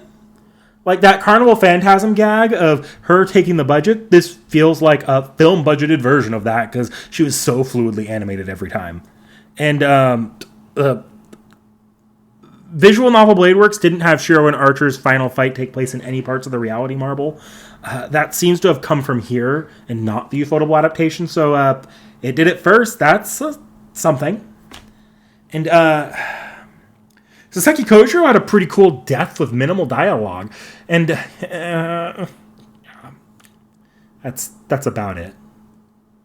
So yeah, there's no way around this. Adapting a 20-hour visual novel route into a single movie is a recipe for disaster. So much of this film feels like it's just a highlight reel of the route scenes, with heavily trimmed down dialogue and no downtime. Most baffling is when scenes are re-edited to imply they feed into each other. Like Shinji and Ryder attacking Rin and Shiro the first time with the attack on the school where Shiro gets skewered in the arm. Yeah, that leads right into the Blood Fort. Same exact day. Or the Shiro kidnapping scene being merged with the Taiga kidnapping. They get back from Archer and Shiro getting into a pissing contest in Ryudo Temple to Taiga being kidnapped at the Emiya estate. The end result is that the plot now makes very little sense and will piss off those familiar with the visual novel or even the later Ufotable adaptation. The character work also greatly suffers from this. Rin and Shiro, for example, just don't have any romance at all. They straight up cut Shiro confessing to Rin, and in many ways it feels like they were trying to imply that Shiro and Saber are the romance again for this adaptation, as he expresses much more closeness to Saber here, including whipping out Caliburn in the final fight for no apparent reason, despite never having it appear to him in this film. For that matter, the final fight is obnoxiously bad. Gil just inexplicably stops firing the Gate of Babylon at Shiro and starts doing hand-to-hand combat. And when Rin's connection with Shiro dissipates as the nerve burns out, it's written in a way that implies Shiro's connection to Saber was cut, not to Rin. Oh yeah, I could be wrong, but Kuzuki also may have had only a single line of dialogue in this entire fucking film. And the first time we ever see him is when Shiro and Rin try to save Saber before Archer betrays them. The animation also, it just has that same blockiness of the Deen adaptation in the Fate route, where scenes will be static during a conversation, except for single characters lip flapping, usually for exposition. If it's not Taiga or a fight, don't expect a lot of animation here. All in all, this is just bad. Really fucking bad. Like, I'm going to be honest here, and this is going to be mostly off the cuff. This deserves its reputation as the worst Fate adaptation. Like, for me, the Deen Blade Works is what a lot of people think the Heaven's Feel movies are for Heaven's Feel. Like, this is any problem you might hold with the other adaptations at all are here and are significantly worse.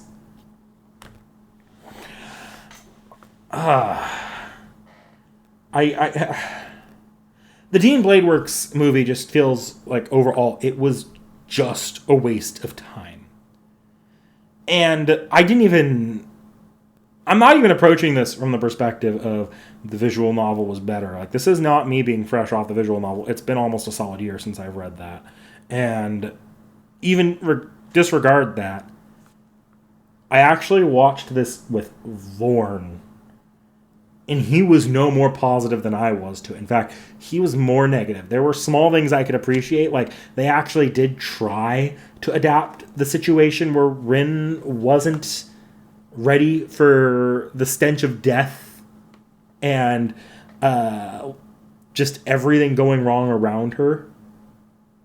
While Shiro was, they tried to adapt that. So I had some like, oh, that's kind of neat that they tried that, but it really it does not work as a package. Frankly, this is one of the most half-assed anime movies I've seen. I'd say, like, if we're talking the pantheon of bad Fate adaptations, like, I'd put, like, the Studio Deen Fate Stay Night, the original Fate Stay anime, like, at the top of that. And then, like, this is worse than either of my least favorite Fate or Type Moon adaptations. Like, it's worse than Camelot. It's worse than My Last Encore. It's worse than fucking Tsukihime, the anime no one will acknowledge exists because it doesn't exist. It's worse than that. This is... It's actively sabotaging itself. I still can't get over that they cut the romance between Shiro and Rin. All my bitching about how Rin fails to get the guy she was crushing on in the majority of endings for Fate Stay Night's visual novel, yeah, they're on crack now because in at least one adaptation of Unlimited Blade Works, they don't seem to end up together. Yeah, I don't know what to say, guys. This one is just bad. Really, really bad.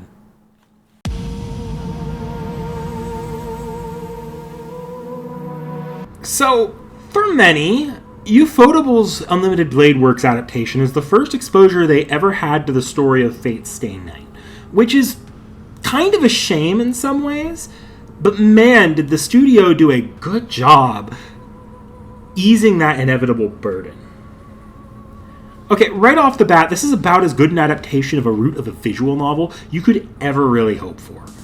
Animation, stunning. Pacing, wonderful. Especially on the Blu-ray release, where, let me just say, those changes can be as impactful as the Lord of the Rings Extended Edition changes in terms of, like, being a better adaptation of this story. And even most of the story changes that are made in this adaptation allow it to be a much better standalone work that lets it seamlessly blend in a way that makes it kind of hard to imagine the original visual novel without them. Obviously, I'm very positive on this, but before I gush too much, let me outline the flaws of this adaptation. First of all, it relies on an understanding of fate, which is, in my opinion, why we are in this stupid watch order debate in the first place. It does not truly slow down to let its lore sink in the way that Fate Zero or even Deen Stay Night do. In many ways, you are missing out if you don't follow what's already happening from the start. This isn't even really a problem of the adaptation quality, as the original route did not really need to consider its pacing in this way due to being a root of a visual novel. It was never intended to be an introductory anime, but the confusion around it ends up being kind of its Achilles heel. Many music cues and flashbacks indicate that Zero was its introductory anime, but Zero was always written as a prequel. And in every way, it seems to mostly distance itself from the Studio Deen anime, even cutting some features of that anime that were original to it, that kind of got carried into the franchise, such as Archer's manipulation of Kansho and Byakuya, and how he would change the length of their swords, which has otherwise become a rather normalized part of his kit. But that's a very meta gripe with the anime. What about some more in-story or production gripes? Well, Rin. She really suffers here compared to her visual novel counterpart. In the Deen anime, Rin comes out undeservedly looking like the most intelligent one in the room due to some undue focus on her in the adaptation. Here, the subtleties of her arc are kind of missed. I made a big deal over how important it was for Castor to ambush the crew at Shiro's home in Rin's arc, and that's completely changed here. Her thoughts on the warmth of the Emiya household and her appreciation of Shiro's simplicity compared to her mage life are completely neglected here. And it makes her feel a little more flat as a character than in the visual novel. And I feel like I've seen occasional back and forth on whether or not Rin's sort of undue reputation as the token tsundere might come from this adaptation, and I can kind of see it. Now, it's not the worst problem, strangely enough, because the real heroine of this route was Archer, but it does suck to see Rin lose her arc, especially knowing how important it is to understanding her character struggles going into Heaven's Feel later. My last gripe is that the fights here sometimes become a bit much. I love my Ufotable fights, and some make sense, but there are a number of times where it felt like what was a more localized destruction in the visual novel was translated to become a nuclear bomb in the anime. It makes the cover-up of Kirei, who doesn't really care about it, even less believable. But I need to put that particular complaint aside because it's kind of a nitpick here. Oh no, my fights are too big and too flashy. Whatever will I do? I'll end off my complaints by just saying that I find this to be one of the weaker Fate soundtracks. There are some bangers in here for sure. Like the ones like Unlimited Blade Works, Last Stardust, and just about anything taken from the visual novel. They're fantastic. But the bangers are fewer and farther between than either Deen Stay Night or even the Heaven's Feel adaptation. Okay, so on to the positives here. Yeah, the Shiro Archer stuff is significantly better handled here than in the visual novel, without question. I won't say Shiro's character was better handled here, as it does miss out on the nuances of Shiro not being stupid about what Archer and everyone are saying. But the actual conflict and the rising tension of it just feels so much better paced here in the anime, and it feels like the anime knows that's what the strongest point in this route is. It manages to make every turning point all that more dramatic. And they even took from Deen's Unlimited Blade Works adaptation to allow Shiro and Archer to have their final conflict partially in the reality marble. The resulting Last Stardust scene alone escalates this route's climax so high that it makes the following Gilgamesh finale feel like hollow fan service. I realize that's how it was in the visual novel, but as a blind watcher, it felt more like I was seeing this man get beaten down to wrap up his dickhead actions in Zero. I know that's not how it is, but come on. It just feels more apparent how much the final day was tacked on to wrap up the Grail War here than even it did in the visual novel. It's like fighting the Pokemon League after watching the Legendary nearly cause the end of the world not a week prior in Pokemon games. Like, the story's over. What are we still doing here? I also guess I should mention that yes, the anime is beautiful. It's one of the best animated works of its time. It really put Ufotable on the map, and to this day holds up remarkably well. I can still go back to any fight scene in this anime and be blown away just by how well animated it is. It raised the bar for me on anime action scenes by like tenfold since I first watched it. Also, the fact that they adapted the alternate ending as well was actually kind of cute. They really didn't have to, and didn't do so later for the Heaven's Feel alternate endings, but I'm still glad they did.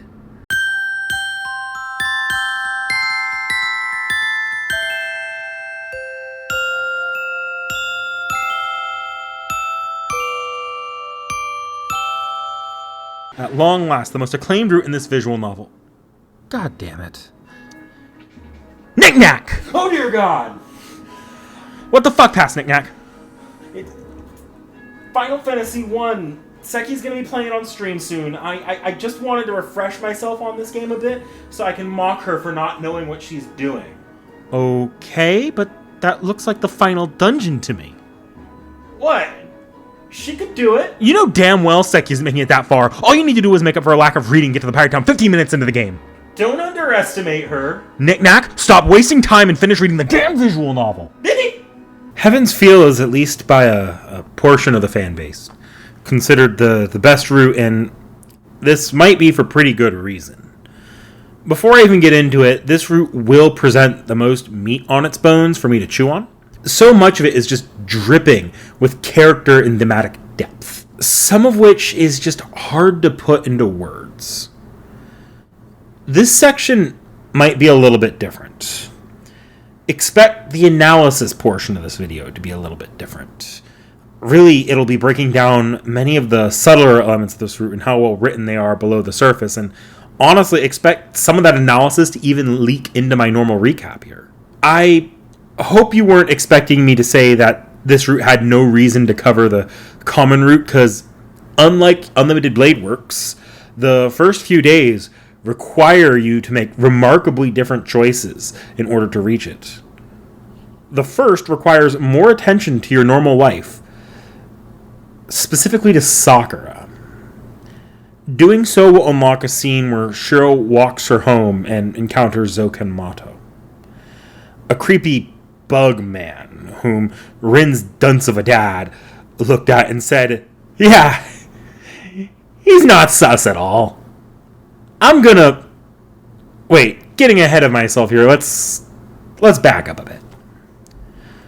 Zoken brings up Ilya, though Shiro has not met her yet at this point. He gives a strong indication that the two share a connection that Shiro is as of yet unaware of. This is important because guess what?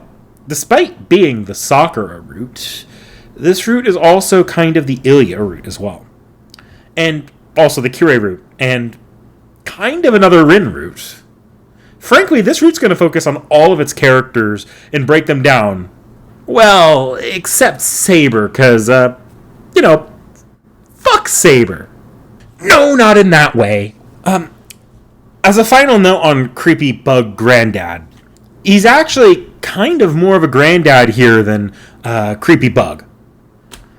Call me crazy, but outside of the obviously evil character design, his writing can genuinely be mistaken for a thoughtful elderly man with interest in his granddaughter's life. Even if we know that it's less interest and far more about spying on the adoptive son of a dangerous mage. Immediately following that, the route will for a moment play out the same as usual. Shiro has his little kebab incident with a dog, the summoning of Saber, and a mostly familiar Ilya encounter. The key difference here, though, is that Shiro is offered an alliance by Rin, something that happens in Fate but not Unlimited Blade Works. But here, unlike Fate, he immediately turns it down. Something that can happen in the Fate route, but it leads to a bad end. A bad end that does not occur here in Heaven's Feel.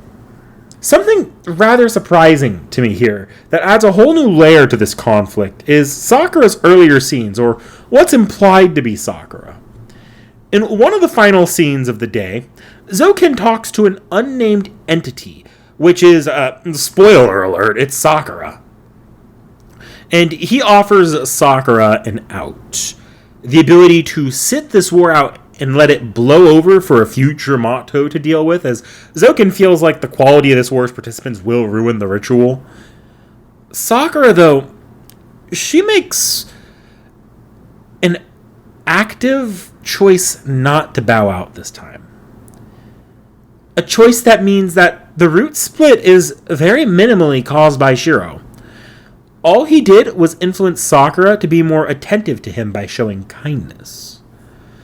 Instead, Heaven's Feel is initiated by Sakura becoming protective over Shiro upon seeing that Rin may be involved with him. A level of agency which completely changes how we need to look at Sakura for this entire story. In the films, one might interpret this as much more of a Jekyll and Hyde, Hulk and Bruce Banner kind of relationship between Sakura and the Shadow. But also similar to Jekyll and Hyde, that's mostly something you're seeing in the adaptations. In the visual novel, that line is not going to be as distinct. And I am really looking forward to the analysis that this video is going to be doing already. From here, Shiro actually begins the war in earnest, and mostly becomes a self-sufficient master in a way other root variations on Shiro just didn't by this point.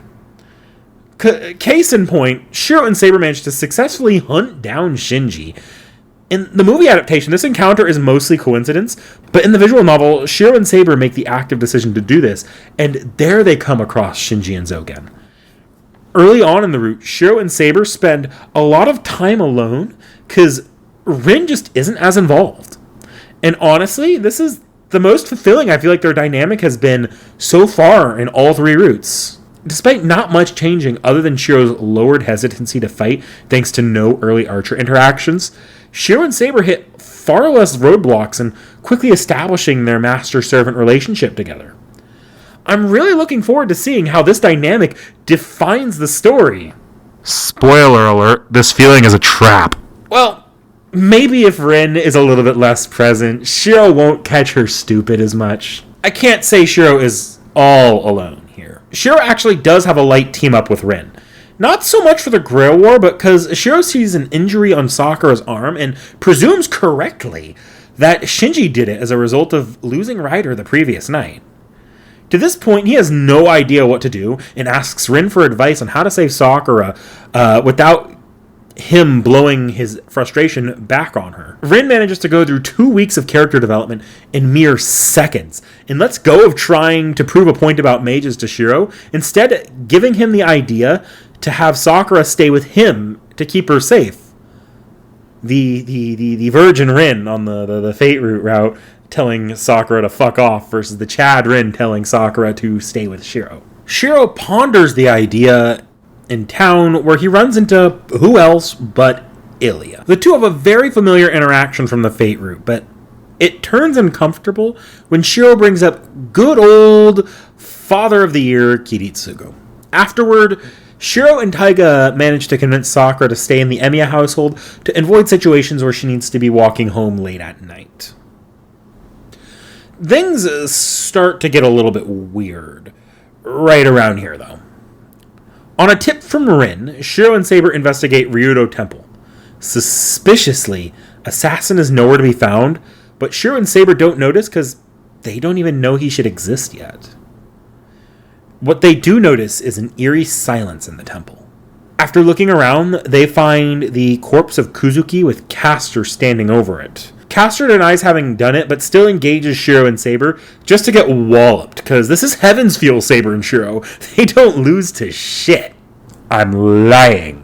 They quickly leave to get Kirei's help, but a mysterious shadow, read Sakura, steals Medusa's corpse away while nobody is looking.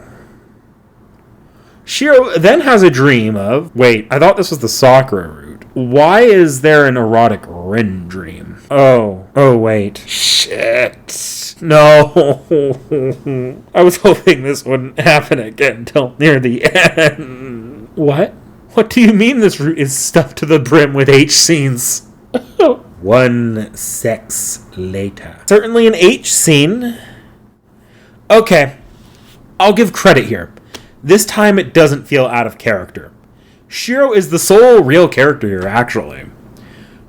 Ryder may be doing stuff right now, but everything Shiro is seeing here is a dream. And so on that logic, I can excuse bad dialogue from this perspective, because it's a wet dream. Like, let's be real here. None of us are fucking Shakespeare during a fucking wet dream. Moving on very quickly, because apparently I have multiple of these H scenes to get through. Taiga is absolutely the wingman you want in your corner. Like, consider this. Rin and Saber's roots have Taiga ready to move heaven and earth to cockblock Shiro. But we can piece together here that it's because she's Sakura's wingman. The idea of Shiro and Sakura doing sus things doesn't set her into good parent mode.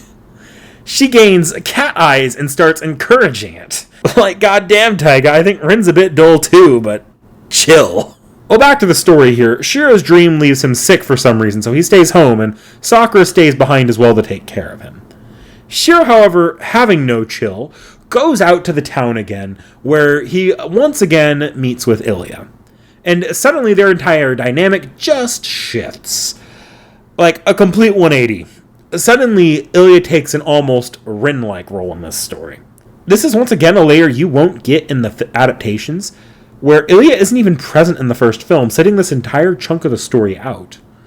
Turns out, she should have been bonding with Shiro here this entire time. By the way, this route is so clearly the Sakura route that even Rin notices during a conversation with Shiro the next day and suddenly becomes his wingman. Now, I know Rin is being a good sister here, and that she probably would have stood aside from Shiro for Sakura, if not for the events of the other routes of the visual novel anyways, but still, I'm going to add this to Rin's list of L's just because I like kicking the dead horse a little bit. So much happens on this day, though. This is the same day where Kira reveals to Shiro that Lancer is dead and was his servant all along. It ends up creating this tense scene where Shiro both learns that Kira is, in fact, a creepy enemy, while also suddenly needing to rely on this information. It's unique compared to Kira's role in other routes, where you feel like these two characters are suddenly very honest with each other. We also get Ilya visiting the Emiya estate here. A rather stupid move on Shiro's part that probably ended up saving his life, because Ilya just has this moment of acceptance where it dawns on her that Kiritsugu really is dead. And that regardless of who Kiritsugu was and what he deserved, Shiro doesn't deserve any of that. You just watch in real time as her resolve just crumbles. It's actually almost kind of sad. And finally, Zoken. Rin goes to fight Zoken and the reanimated corpse of Castor, and happens to be found by Shiro because, yep, these two are still acting wholly separately. So unlike the film, this meeting was wholly coincidental, and it does a good job demonstrating Zoken's creepy-ass nature as he is now fully masked off as the weird old man that he is, as he's now literally bug puppeting a servant's body. Until the Shadow gets involved, lashing out at everybody here. Something even Zoken is shocked about at this point. Let's rewind a bit here, because we know exactly why this happened. You see, like in the other routes, Saber is training Shiro for combat. This same day, Saber managed to beat Shiro a bit too hard, especially considering that not a day prior he was sick. Sakura has this moment of clearly turning on Saber. Before this, their dynamic was mostly amicable, if not united. But after this, the Shadow starts to become active. Sakura and Saber have somewhat more tense of interactions from this point on. And this ultimately culminates in the Shadow lashing out at everyone involved in the war. Zoken included, who was ready to kill Shiro.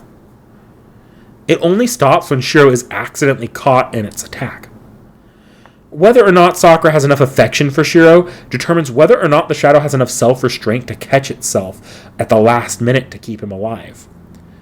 This mistake was all Sakura, and only Sakura could stop herself. Obviously, after this, everyone pulls back, and Rin becomes immediately suspicious as to what's going on in the Mato household. Shiro awakens the next day, where Saber speedruns her Root's character development. Apparently, Sakura apologized to Saber the next day, believing she went too far. Saber believes it's just about the scolding, but Sakura, at least deep down, might have felt that for her lash out against the two the night before. Saber, in turn, believes that the verbal lash was not wholly unjustified, and identifies that Sakura may be suffering from a guilty conscience for things outside of her control. She evidently begins weighing that against her own experiences. Saber, in fact, takes Sakura's critiques to heart, possibly due to her own guilty conscience, and forcibly separates Shiro from the fight with Assassin, despite in other routes being willing to take him into combat. It's there that she is cornered by the Shadow, whom manages to defeat her, seemingly killing her then and there. Meanwhile, Shiro ends up locked into combat with Zoken himself, where he is wholly outmatched. And only saved this time by the timely arrival of a rider. It's kind of a touching moment in some ways, in retrospect, knowing that rider is Sakura's servant, but it's unfortunate that Sakura probably didn't mean her apology from earlier. Not really, anyway. People with a guilty conscience can apologize not because they feel sorry, but because they think they should. What plays out that night is, without a doubt, the end result of a remarkably manipulative calculus that Sakura has been engaging in. Let me admit something here. Earlier in my analysis of the Fate route, I copied the analysis from my notes almost word for word, because I felt like I could not restate it or rewrite it at the same level I did there. For Sakura, though, I feel like something similar needs to happen now. No, this is not the root analysis portion, but to convey what this story is doing, I'm going to need to dip into my knick-knack analysis mode for a second. This entire scene where Shiro returns takes this almost understated, gross feeling to it. Sakura outwardly doesn't realize what she did, but the reality is, internally, she does. So her acting like it's good that Shiro is back and projecting how good it is for Saber to be gone and Shiro to be safe, it almost feels just manipulative. And then the way this entire situation brings her actual sexual pleasure, even though she knows that it's wrong, it's genuinely the most disgusted I've ever felt with this character. And that's really great writing, I think. It's not lost on me that Saber and Shiro have always sort of represented each other's ideals, with Saber specifically being Shiro's goals. Sakura killing those goals, his ideals, in order to keep Shiro around, is thematic brilliance. It creates a situation which, post-CCC me, keeps attaching to the Meltro's doll secret garden, where she's stripping away what makes Shiro, well, Shiro, in hopes of preserving him for herself. Losing track of how much of him is actually lost here. We know that stripping Shiro of his ideals and goals does not stop the path he's walking down. He can still go full down the road of being a superhero, but she's killed his ability to walk that path in a healthy way. Sakura has effectively thematically murdered a part of Shiro. Sakura is probably the most villainous feeling character in the moment when she's still pretending to be in a moral place. And her end plan of hurting Shiro so he can never leave her is just terrifying. It really demonstrates how, at least internally, self-centered Sakura is at this point in the story. Okay, fine. I'll push through this part of the story. This day is extremely long and extremely involved. Shiro and Rin decide to start being morons together again, and despite Sakura being sick, he leaves her alone at home in order to go do some training with Rin. Really, they were planning how to defeat Zoken. Of course, upon Shiro's return home, Sakura is just gone. Shinji has kidnapped her and made one demand. Shiro come to the school alone. Yep. Let's get into this Roots Blood Fort scene. Obviously, Rin being right there, he doesn't go wholly alone. And one Shinji humiliation later, everything is just... Wait a minute. Shinji did something shitty again. This time, he splashed a potion of some sorts onto Sakura, causing her to lose control. Absolute chaos erupts, and suddenly now and for the rest of the visual novel, we have to treat Sakura like an elderly dog by constantly questioning if it's time to give up and put her down. Well, that just took a turn for the morbid. Of course, this happens after the initial Sakura losing control scene, but it takes even more of a center stage after everyone takes her to Kirei for magic surgery. And I'm wholly convinced Kirei kept her alive just to watch her and everyone else struggle. The sick fuck. Sakura runs off because while Shiro wants to save her, Rin is ready to go in for the kill as the big bad mage in the room. Okay, let's tear off the bandage. I've done a lot, and I mean a lot, of shitting on Rin in this review. And for the vast majority of this review, it's been mostly a facetious teasing, just meant for laughs. But in this route, Rin actually has her detractors when we're talking about the visual novel. Because from here and until much later in the visual novel, Rin becomes the head of the put Sakura down side of this story. We haven't got into it yet, but I don't actually think Rin is wrong here. She does at times lay it on thick, but she's not the only one making it clear that prolonging this is potentially bad.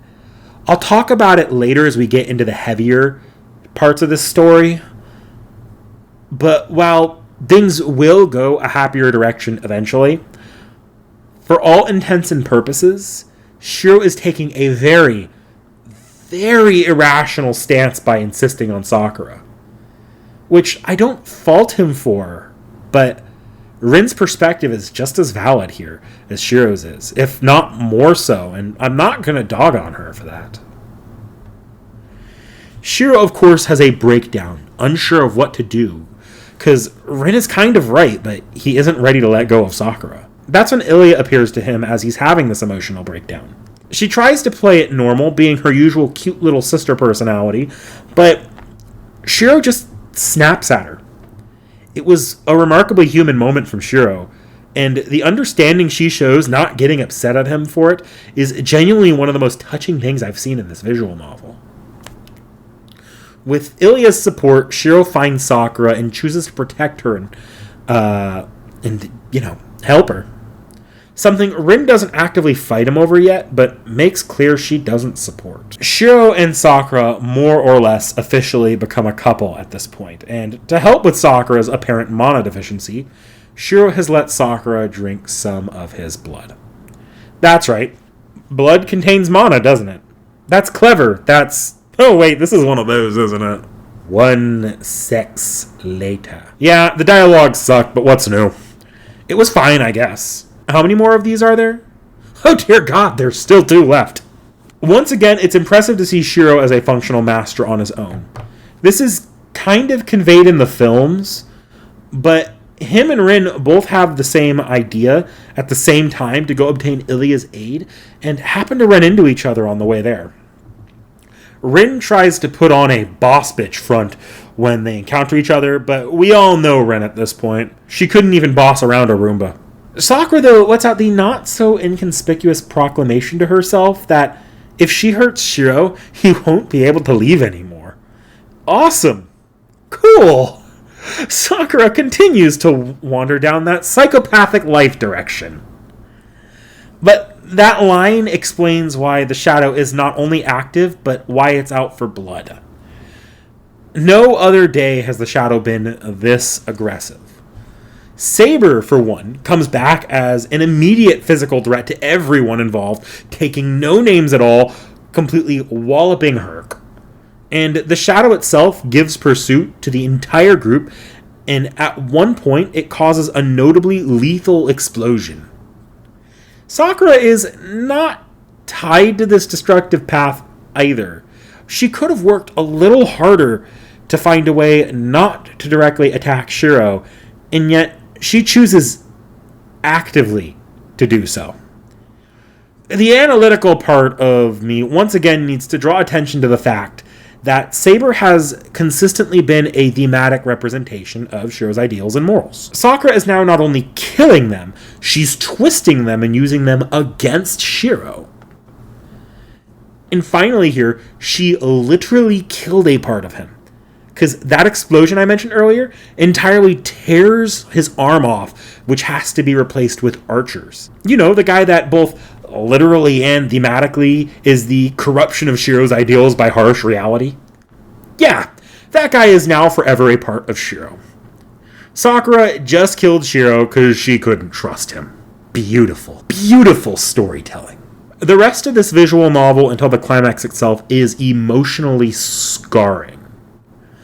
It has the levity of a story about a cancer patient, since that's basically what Shiro is now.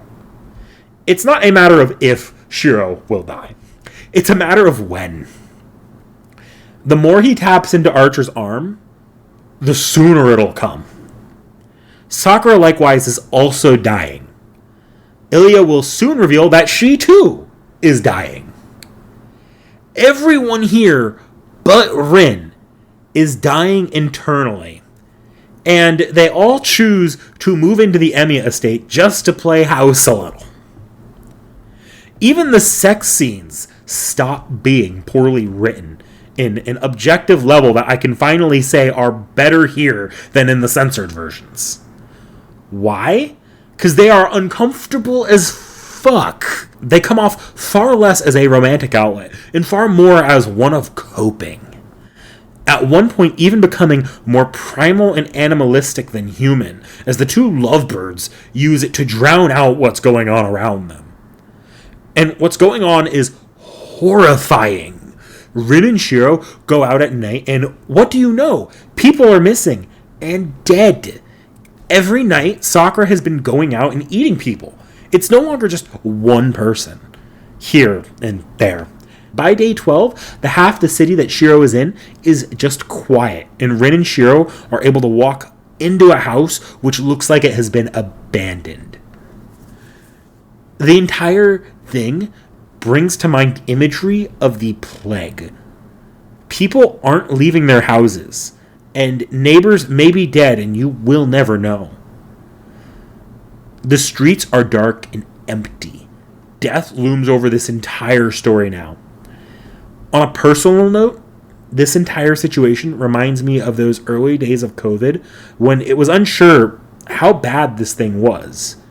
My state locked down pretty damn hard. While certainly that wasn't as bad as this, you would go ages without seeing people. Everything was so backed up, you didn't know when the next time you'd see someone alive was, if you'd ever see them alive again. Everyone fearing the unknown potential death led to isolation and reliance on what little and who little you still had around you. Now then, with that fully in mind, the last time we saw Taiga was around when things started to get bad. She said she'd have something for Shiro when she came back, and then never did. I realize that she was still involved at this point in the films, and if you know the endings, you know she's around in those as well.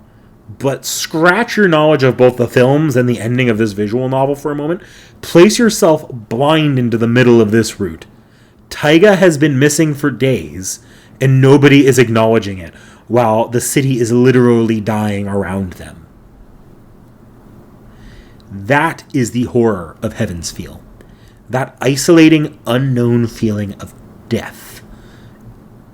I mean it in no uncertain terms that the Heaven's Feel route by this point traumatized and disgusted me in ways that horror never manages to normally. The only seeming comfort is Ilya singing to Shiro a German lullaby as they walk home from a somber market visit. And oh boy, this lullaby. We are going to need to take a break here from the Heaven's Feel review. This is way too important of a moment. Before I say anything, let's give a history of the song. Take it away, Seki. The roots of the German song De Lorelei come from a historical tale that's been spun about a slate rock formation on the banks of the Rhine at the Sankt Gor called Lorelei. Now, this rock is about 433 feet high, and it is one of the UNESCO World Heritage Sites that's part of the Upper Middle Rhine Valley. There's also an amphitheater on the top of the rock called the Lorelei Amphitheater that was built in the 1930s. It's incredibly famous because of its propensity towards shipwrecks and fluvial disasters. Since the 10th century, we've been hearing stories about ships wrecking on this particular rock, And many of these stories have involved dwarves, sirens, and all sorts of other mythological occurrences, all in an effort of humans to explain why so many ships wreck here and the echoes inside the passage as you go by this rock. Now, in 1801, Clemens Brentano, a German author, composed a ballad that was part of one of his novels. This ballad told of a woman who is associated with the rock, the Lorelei. In this, Lorelei, betrayed by her lover, is accused of luring men to their deaths by bewitching them. As a result, she's sent to join a nunnery, but on the way, she comes across the Lorelei rock. She asks to climb the rock so that she can see the Rhine once again.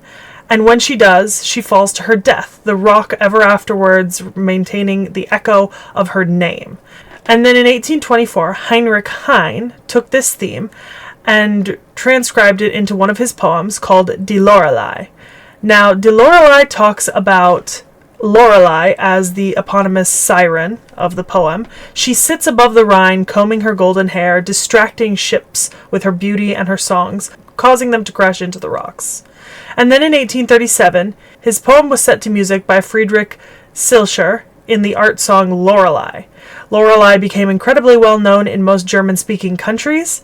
A Hungarian named Franz Liszt also set the poem to music, as well as dozens of other musicians across the world. During the 1930s and 1940s, Heinrich Heine, who was born a Jew originally, was largely discredited as the author of the lyrics in a concentrated effort by the German government to dismiss and hide contributions of Jewish members of the community to pieces of German art that were famous all over the world.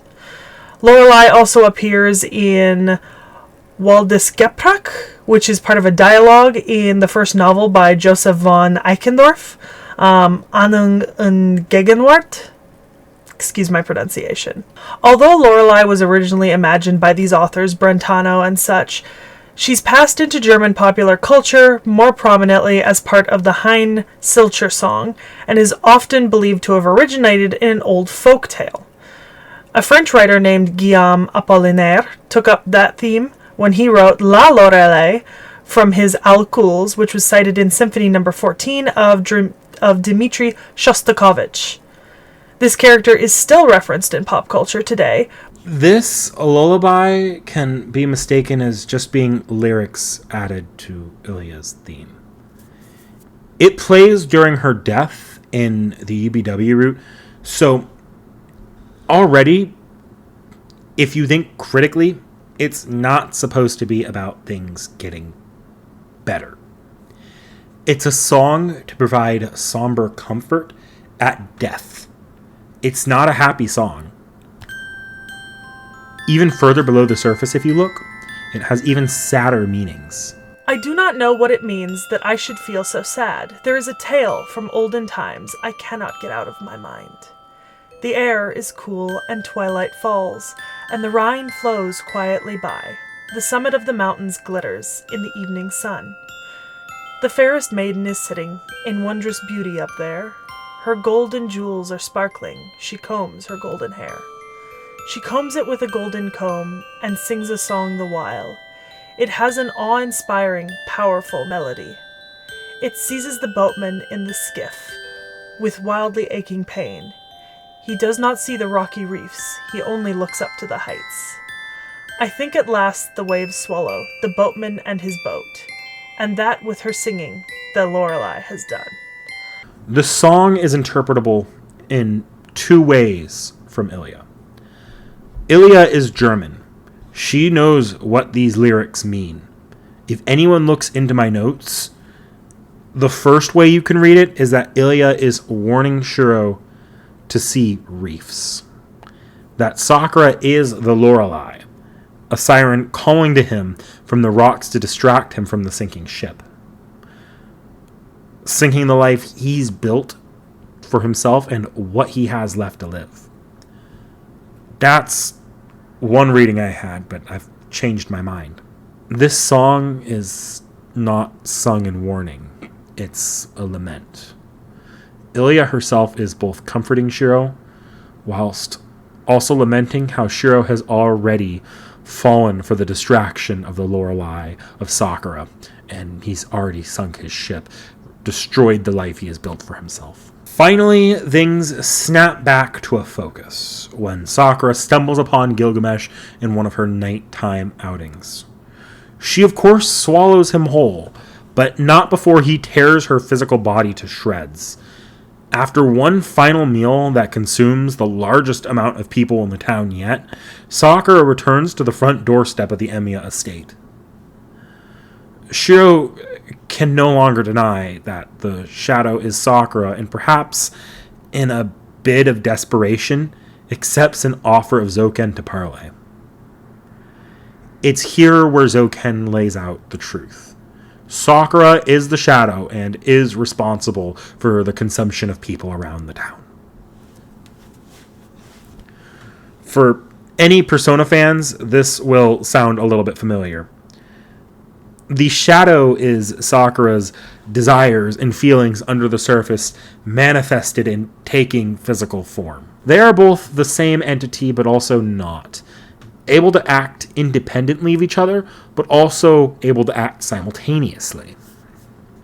Sakura reflects these desires onto the real world via a connection to the root. And because of the Grail's angry mango problem, the shadow is predisposed to violent solutions that are done to grant Sakura's wishes. And if their desires are in sync, they can even occupy the same space. The only way to stop this is to kill Sakura herself, as there is no just killing the shadow. And the only one that can end Sakura at this point is the only one she trusts, Shiro. And now the question I'm sure a lot of people are asking, based on my, this time, fairly unfacetious bashing of Sakura so far. Do I think this is Sakura's fault? Does she actually deserve to die? The shortest possible answer here is that it's complicated. From a moral perspective, technically speaking, Sakura is causing all of these deaths. And by all means, this is her fault. But she didn't ask for this connection. She didn't want this connection to the root. She didn't want to be traded to the Matos by the Tosakas at such a young age, and everyone has those darker feelings and urges. We literally have a common online meme of it right now called intrusive thoughts. Everyone has moments of wishing harm on others, even if only briefly or subconsciously. Everyone catches themselves thinking things they hate themselves for. But the horror behind the shadow is that against your own will, it will act on those feelings for you. Sakura may be morally responsible for what happens on paper, but the only way for anyone in this situation not to be morally responsible for it would be to exercise a standard of morality that nobody can ever hope to achieve. And this is the moral calculus that Shiro fucking Emiya needs to consider as he holds a knife above a sleeping Sakura, deciding whether she should live for the greater good or if she should die in order to protect everyone else. Can he kill someone technically responsible, but not really, if they've killed so many others before this and will continue if not stopped? This is without a doubt one of those trolley problem questions where there is no right answer other than to not end up in a situation like this in the first place. Shiro, of course, chooses to spare Sakura, leaving the room. Sakura herself, it turns out, was awake the entire time, hoping internally that Shiro would kill her and hold her responsible. Because ultimately, as Saber correctly pointed out earlier, Sakura blames herself in this moment. This self-hate is what underpins Sakura's entire character for the visual novel. That is, until things take a turn for the absolute worst. Sakura decides to return home to deal with Zoken herself in hopes that maybe, just maybe, dealing with him might solve the problem. She doesn't find him there, but is instead found by Shinji, bitter and blaming Sakura for everything that has gone wrong.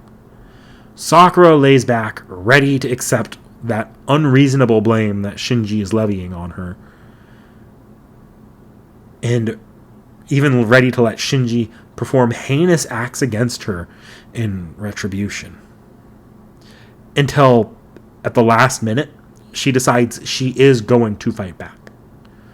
And in a struggle, she manages to kill Shinji. A thankful death that we've all been waiting for, but it unfortunately reveals Shinji's narrative purpose here. Shinji is the narrative personification of Sakura's self-hatred. Her doubts, her blaming herself for what she has done.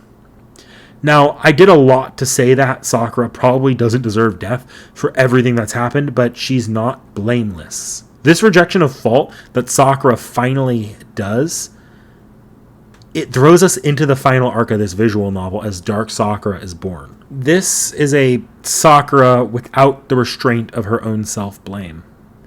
One who has lashed out at the world, blaming everyone but herself for the damage she has caused. Zouken, Rin, Shinji, Shiro, the world itself. Everyone is responsible for the monster she has become, and now things are going to go from bad to dire as Sakura nearly kills Rin and Shiro, kidnapping Ilya and leaving everyone at their lowest.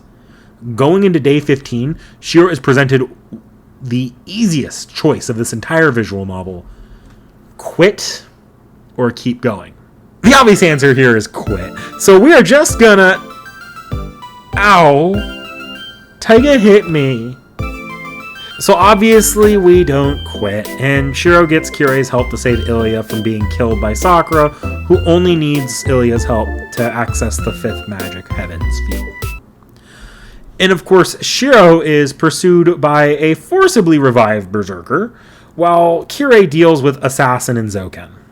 Kirei fares pretty well dispatching Zouken and nearly kills Assassin. Of course, he is seemingly killed by Sakura right afterwards. But 2 for 3 against some very powerful people is actually kind of impressive here. Shiro and Ilya, on the other hand, are backed into a corner where Shiro is forced to decide whether or not he's going to throw away his life to protect what he has left in it. And he does. This moment feels way more earned in the visual novel than it ever did in the films.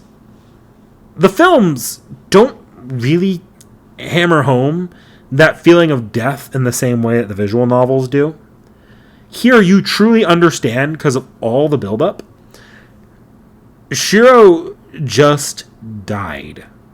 He might still be living, but by removing the shroud and using 9 lives blade works, Shiro just sealed his fate. And no sooner than after he thematically dies do we once again get hammered with the good old heavens feel goods. Shiro basically has something like Alzheimer's now. I'm serious. The music no longer transitions properly between the next few scenes, and with no grace at all, will cut from scene to scene as Shiro loses track of time. With really entire moments of the day just going blank. He doesn't even process something is wrong until he winds up mid-conversation with Rin with no recollection of her ever entering the house. And all this is done masterfully in the visual novel format, in a way that's only possible in this medium. It creates maximum discomfort while really hammering home that you are playing as a dead man walking at this point. Rin and Shiro ultimately settle on a plan to create a jeweled sword designed by a powerful wizard with connections to Rin's family named Zelrech. He's the kaleidoscope guy for the few that may only know him through FGO. Rin intends to have Shiro transform a sword into that jeweled sword. And Shiro does this with 2 requests. The first is that Rin considered the sword, the Azoth sword, if you remember the Fate route, his. that she give it to him, even though he's going to give it right back to her as the jeweled sword. The second is that he be allowed to do this entire ritual unsupervised, as he doesn't want to risk being distracted. Ilya sees right through this, though. Shiro can't do this ritual. He can't just transform the sword. He can remake the jeweled sword from scratch, but to transform another into it is impossible. Shiro is going to use more magical energy by tapping into the arm that Archer has left him. He will throw away even more of his remaining life to pull this off. Rin lets him do this and waits outside the shed. She has the urge to look inside, but doesn't. And Shiro, now finished, hands the jeweled sword off to Rin, once again stripping away another part of himself. Does this entire sequence sound familiar? I'm speaking with you, FGO players and Seki Reacts fans, because it certainly should. What happened just now was an almost identical and certainly intentional homage to The Crane Wife and other similar stories like Melusine. For those unfamiliar with The Crane Wife and similar stories, Frank Grand Order's Miss Crane derives from the Japanese folklore story Tsuru no Ongaishi. Tsuru Ongaishi is what most folklorists would qualify as a variation of a swan maiden tale. Swan maiden tales are classified under the Arne-Thompson Uther Index as number 400, the Swan Maiden, or the man on a quest for his lost wife. The most notable parts of ATU 400 include a man who makes a pact with or marries a supernatural female being who later departs, and a wife who shapeshifts from human to bird form with the use of a feathered cloak or some other aid. And while it used to be more restricted to that of swans or geese, modern analysis has associated it with many other types of birds. Now, although we categorize this under ATU 400, being the swan wife, this could also fall under the broader scope of magic wife in folklore. However, magic wife is one of the most common and distributed motifs all over the world, and so it's not a great categorization for actually looking into similarities and differences. The important thing to note about ATU 400, though, is that you find similar myths in Western Europe, Eastern Europe, all across Asia, Northern Europe, and many other places. Even some Native American folklore traditions have bird wife tales. The classification of Swan Maiden was opened up to include anything that consists of bird maiden, be it swan, goose, crane, even duck, heron, dove, vulture, parrot, or a non-migratory bird. And because ATU 400 is man on a quest for his lost life, the woman is also not required to be a certain type of supernatural creature, as stars, nymphs, fae, and many other supernatural creatures have been involved in it over the years. Tsuru no Ongaishi is a specific one of these tales from Japan. The way that the story goes is that a man saves a crane who had been shot by hunters.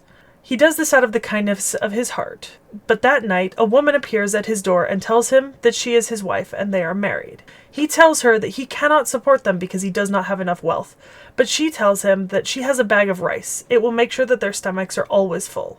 Every day, the amount of rice never goes down inside the stack. It is always full.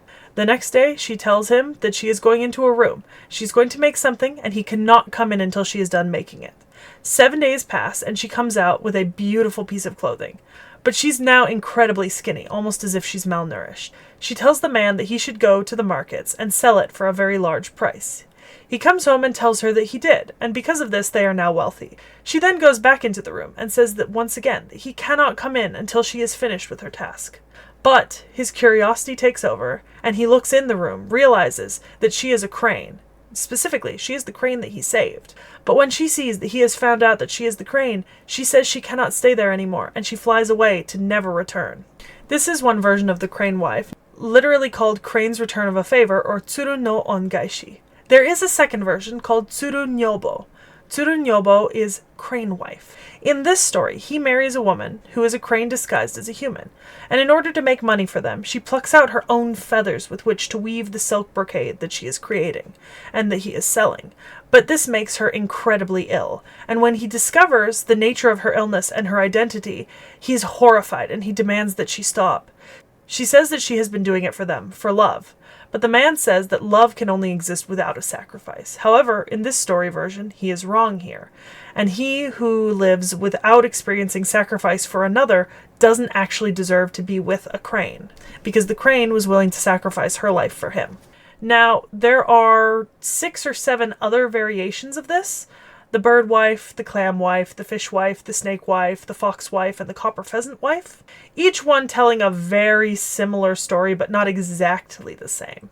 But it's a result of these multiple stories that feature a lot of the same details that I would say that Tsuru no Ongaishi, the crane wife, and Miss Crane herself qualify under the Arne Thompson Uther Index as part of ATU 400, the Swan Maiden.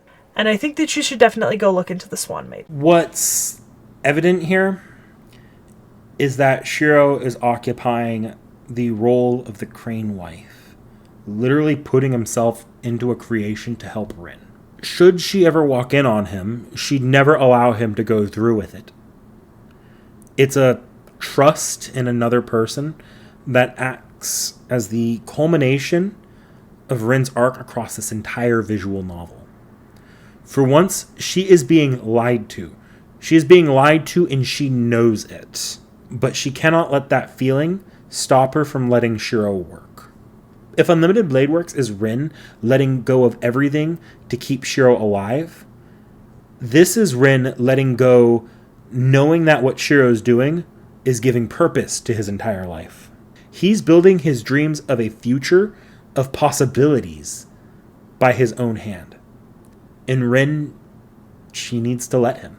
Now that the Jeweled Sword is made and battle lines have been reiterated, we enter the final non-ending day of the Heaven's Feel route and of the visual novel as a whole. Zoken seemingly dies, and rather unceremoniously. He will come back later to hammer home a theme that I plan to discuss in the analysis section, but he and Assassin have ultimately served their role in this story, and for as involved as he was in creating this mess and moving the pieces into place to get the Grail for himself, Sakura simply discards him. An important step for this finale, because with him gone, Sakura has no other culpable parties truly left standing. She should be free to do as she wants. And yet, she lets herself maintain this path of death. She was willing to let Rin live, and yet paradoxically, she has nobody left she can bring herself to blame other than Rin. And it's only fitting that Rin goes off alone to deal with Sakura, leaving Shiro and an assisting rider to deal with Saber Alter, whom guards Sakura.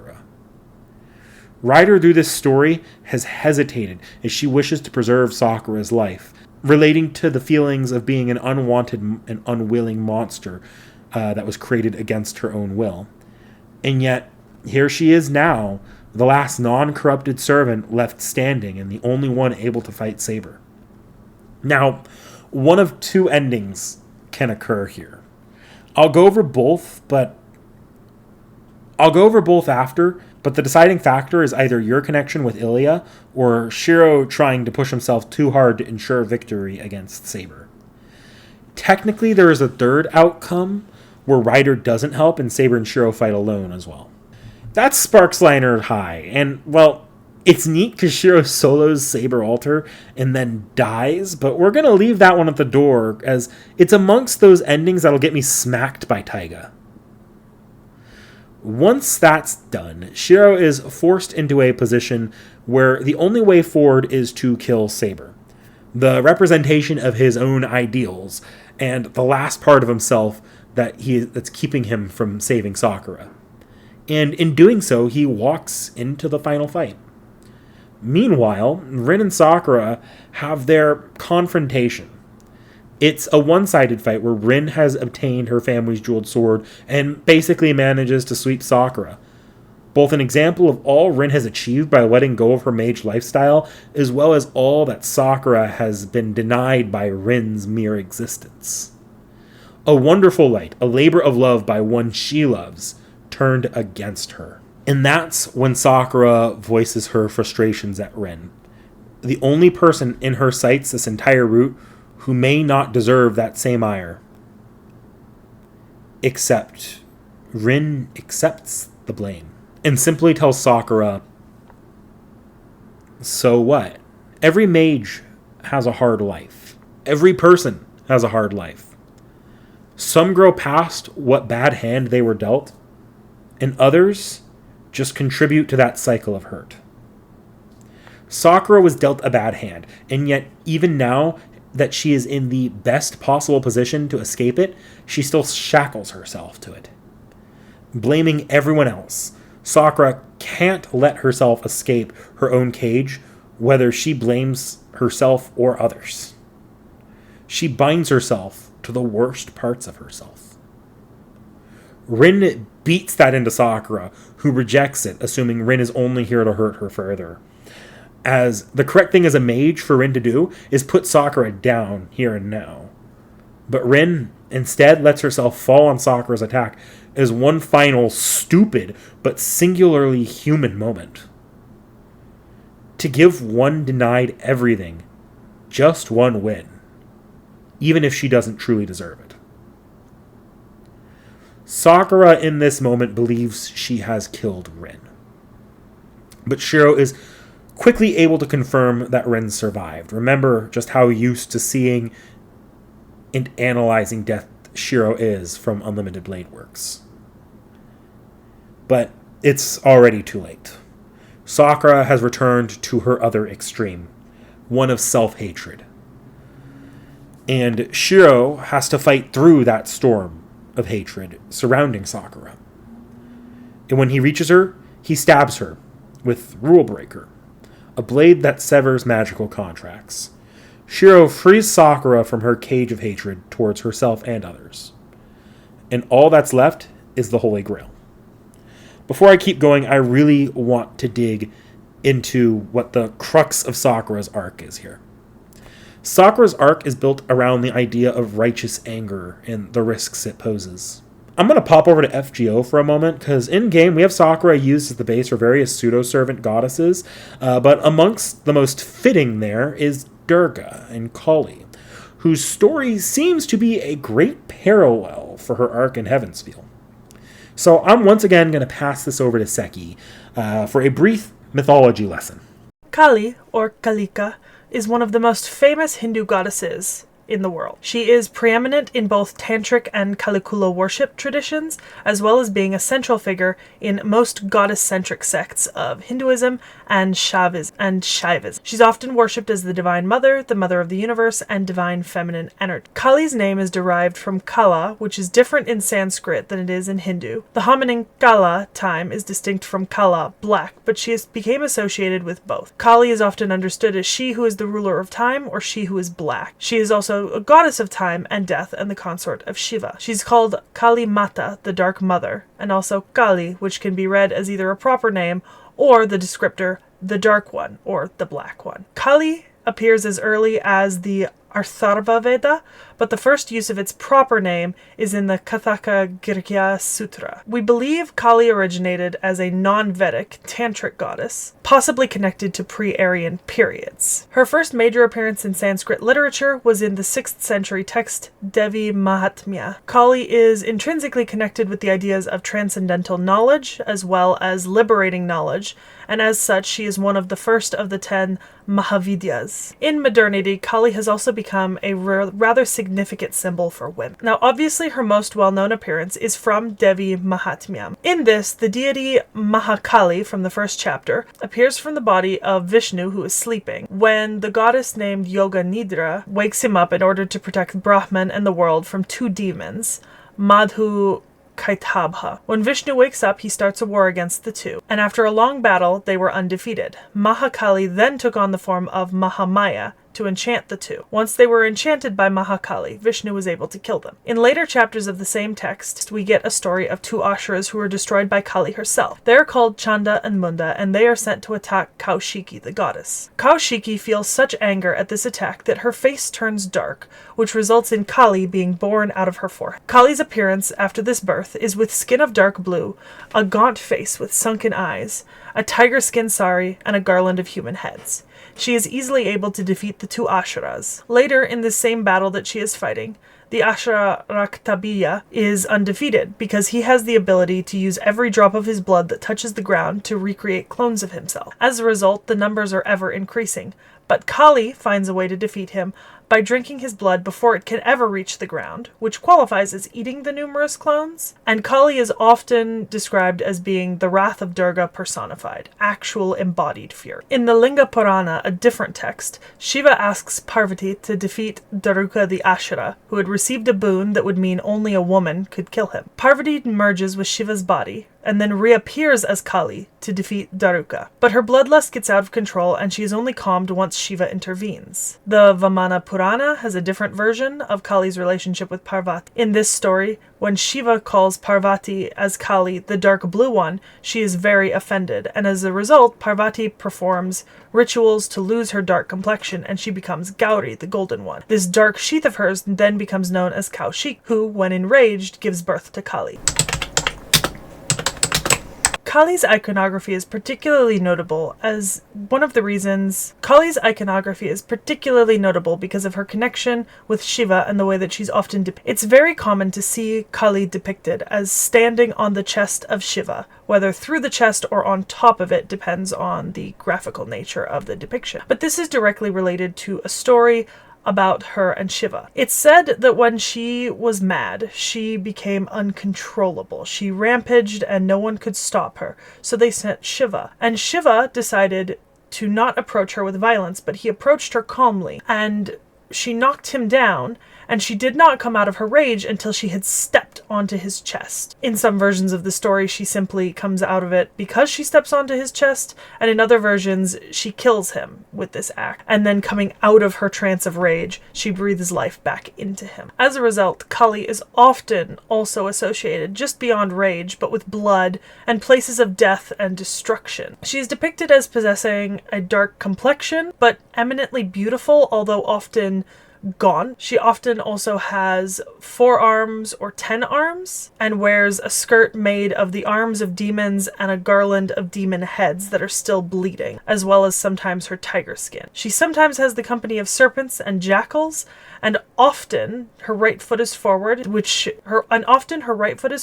symbolizes the Dakshinakara, or the right-handed path, as opposed to the left-handed path. She has a mount, and it is a lion. Kali has multiple forms that are popular in worship. We've already mentioned a few of them, like Mahakali, but there is also Dakshinakali. Dakshinakali is most popular in Bengal, Samharakali, and Rakshakali, as well as others. She's also often depicted with a long tongue lolling out, and this is an interpretation perhaps of either her anger and rage, but also as a reference to the biting the tongue in shame expression that is found in that language. Outside of that, in her symbolism, she has 2 earrings comprised of small embryos.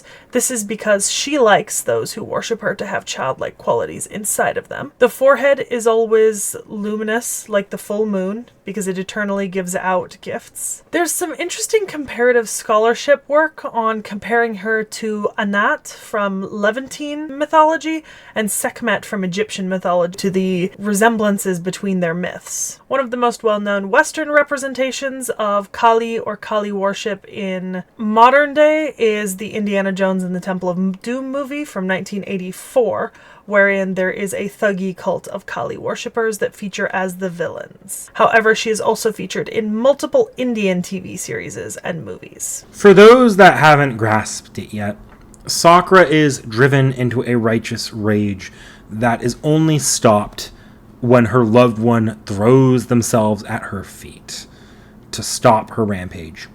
In myth, Shiva lives, but the results of this decision by Shiro and Rin vary wildly upon the ending. We are going to start off with the normal ending. Perhaps controversially, I feel like it holds the most fitting end of this if you view this story as Sakura's journey. I'll get into it a bit in the analysis, but much of what Sakura is doing was without a doubt an allegory behind abuse. Not wholly unlike what my thesis stated in Tsukihime was about. In this ending, Shiro gives his own life to destroy the Grail, the representation of selfishness in this story. And what's left is a sad ending about personal atonement. But more so, it's an ending about moving on. Sakura here loses Shiro. She lost Shiro to the parts of herself that she could not rein in. It wasn't her fault that she had those parts of herself, but regardless, it destroyed her one crutch that she had in her life, that she had across this route, used and abused until it was gone. What we have now is a Sakura who solely waits day in and out, hoping that Shiro will return to her. Not unlike the story of Hachiko the Loyal Dog. I am not having Seki do a full reading of this one. If you know, you know. I think a lot of fans of Sakura and Shiro will think this ending is cruel, something of an unjust punishment for Sakura, but it's really not. If you view this as Sakura's story, she is being forced into a position of having nothing left to blame, and nothing left to selfishly hurt to prove a point to herself. It's her own final trial, not unlike the ones Rin and Shiro went through to save her. What I think detractors of this ending miss is that Sakura, despite her own grief, she grows a garden and helps raise Rin's child, whom themselves struggles with growing up in a mage family. She becomes the warmth that Shiro offered the world, finding her own way in life. And in the end, even if it's in death, she's rewarded with a reunion with Shiro, whether it be a hallucination or the afterlife. She gets her happy ending by learning to live on her own. If the normal ending is Sakura's ending, I feel like the true ending is Shiro's. The ending has Shiro march up to the Grail, ready to throw his life away, even as he clings to it. Awaiting him there is Kirei, a last obstacle standing in his way, a weird representation of Shiro's desire of having a greater purpose. The very person whom told him at the beginning of this war in every route that his wish will be fulfilled. And Shiro fights to the death with Kirei in a brutal and uncomfortable match. Kirei dies, but Shiro's body is beyond repair. Shiro prepares to bring down Excalibur to destroy the Grail with everything that was himself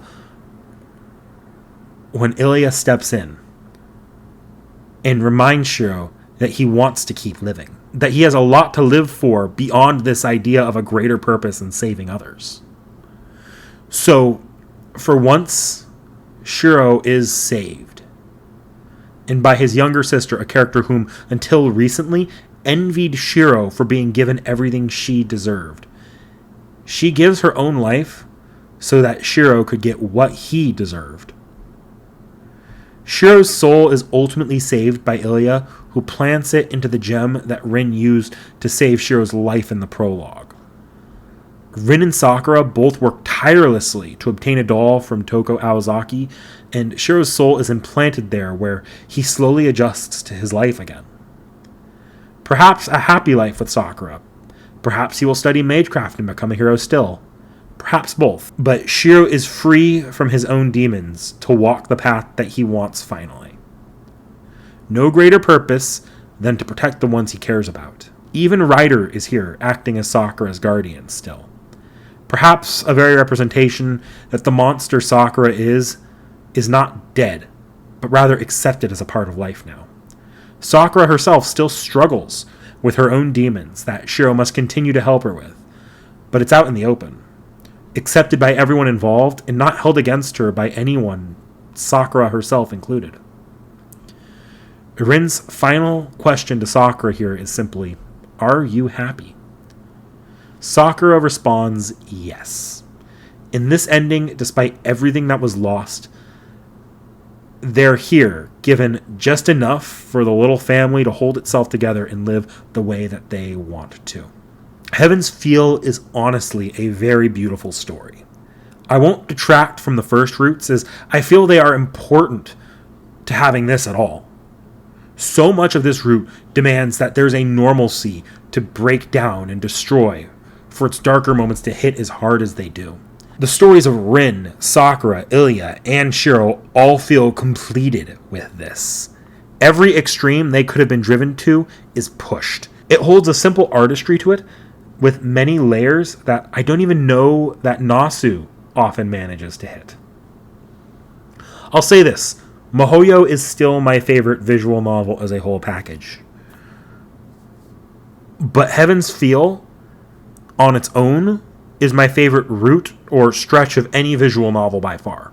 I think to this day, it may stand as one of the best works Nasu has ever written. And it elevates Fate Stay Night's visual novel to a level I don't think it would sit at without this route. If you are an anime only, watching and considering reading this for yourself, I promise you that this route is worth the experience alone, even if you already think you know this story.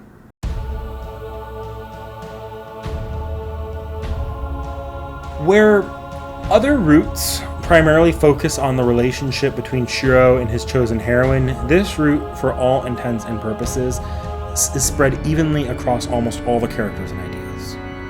This route all seems to be built around the ideas of the nature and interrogation of the self. It heavily scrutinizes the idea of evil and good, focusing a lot on the idea of one's outer actions and internal desires. Best example here is that this route never changes Shiro's outer good. On the outside, his actions never truly change. He's still trying to save people. But internally, what is motivating him is forced to change in this route, as his love for those around him comes into direct conflicts with his ideas as a hero. Saber still represents his dreams and ideals like in the Fate route and is forcibly taken from him. His only path to a happy ending coming when he's able to put away his innocent dream that prevents him from growing up, represented by his killing of Saber Alter in order to get to Sakura. In that same manner, Sakura outwardly is a good person, even as far as the climax goes, as she takes many or most of her actions trying to help the people she cares about, her only faltering when they show direct fear of her, directly called out by Shiro. But her internal person is what's in disorder, as her more selfish desires are forced outward into the world by the Grail, eventually leading her to give up suppressing them at all. It's not until she recognizes them as part of herself and shows genuine remorse for how she feels and how she sees the world in her hurt, but very limited way, that she can be saved from those burdens of those emotions.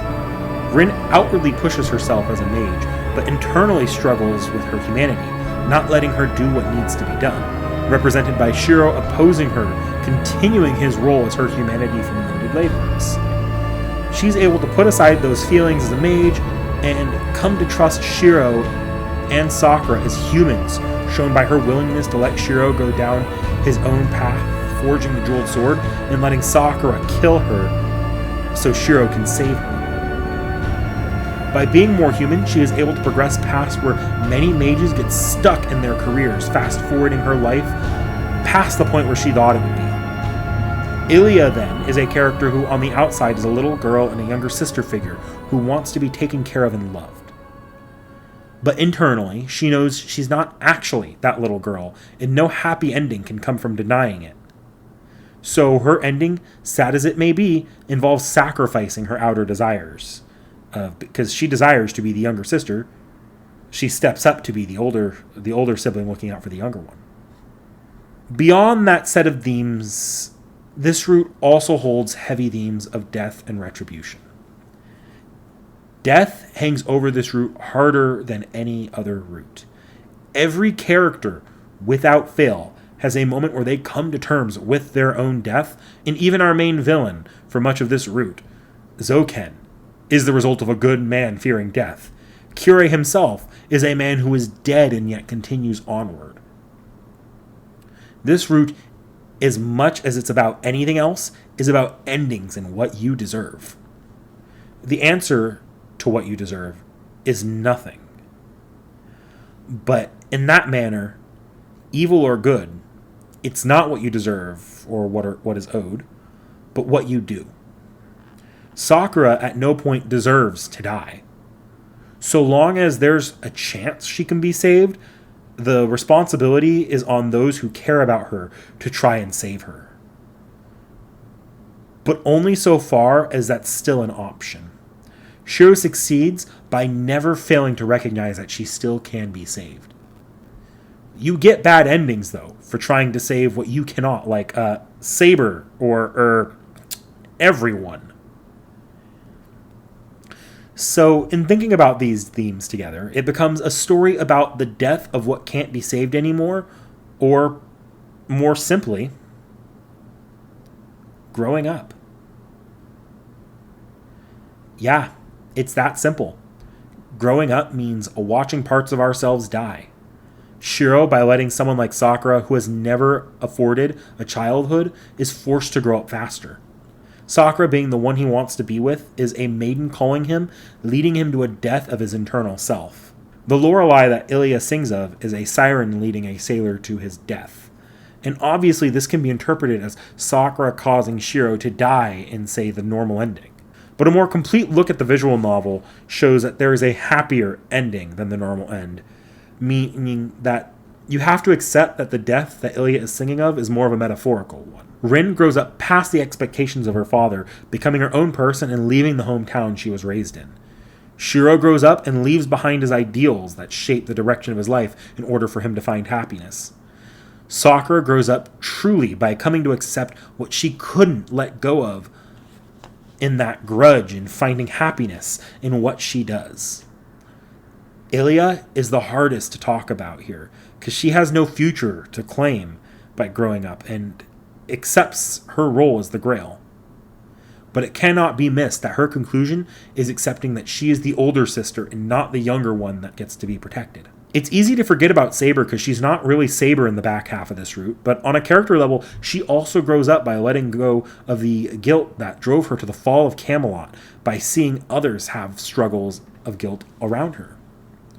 Growing up is also an important aspect of both endings. In the normal end, Sakura literally grows up and comes to find happiness and in her own independence and what she can do with the young, even if the scars of her youth never fully heal.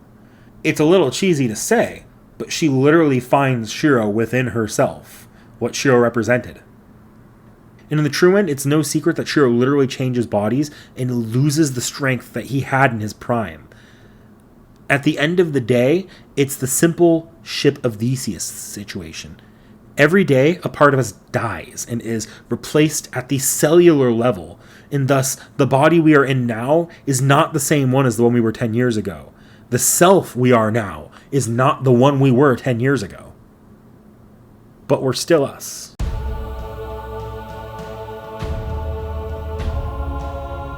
This one ought to be fun.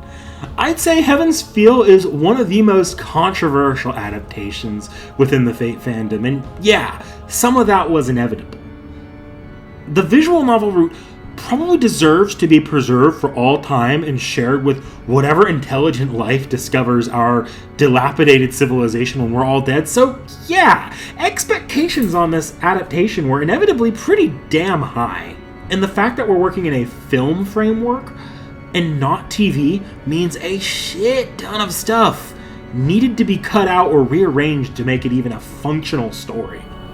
And let's be honest here, some of the stuff in the final moments with Shiro really took advantage of that visual novel format in a way that would make it kind of hard to portray in anything in a third-person perspective such as this film. And this is all flaws we could have predicted from jump. I haven't even gotten into the creative choices yet that turn a lot of people against these films. So before I lay out my thoughts on what the hell is going on here, I'd like to say this. I love these films. Similar to the Unlimited Blade Works adaptations, I feel like these films take the elements it knew would be strongest and really honed in on it. This film latches onto Sakura in particular and really tries to give itself time to flesh out her side of things. What she's going through and really what she's dealing with. And for what the film was going for, it works. This is a version of Heaven's Feel that I think can be enjoyed just fine by anime-only audiences, and I can enjoy still even after the visual novel, but it's a very different story when we're talking the deeper weeds of it, such as the themes and really its tone. First off, again, the animation here is fantastic. In the world of post-Fate Zero animated Fate adaptations, these fights do fit. Again, like Unlimited Blade Work, some may be excessively flashy or unbelievable, like Coup vs. Assassin in particular is a bit excessive for me. But I'll be real, it's less distracting to me here than it was in Unlimited Blade Works, ironically. Maybe it helps push how little these servants actually end up mattering when, despite these over-the-top fights, they still get eaten by the shadow. Thematically, it still works. But tonally, it does have an effect.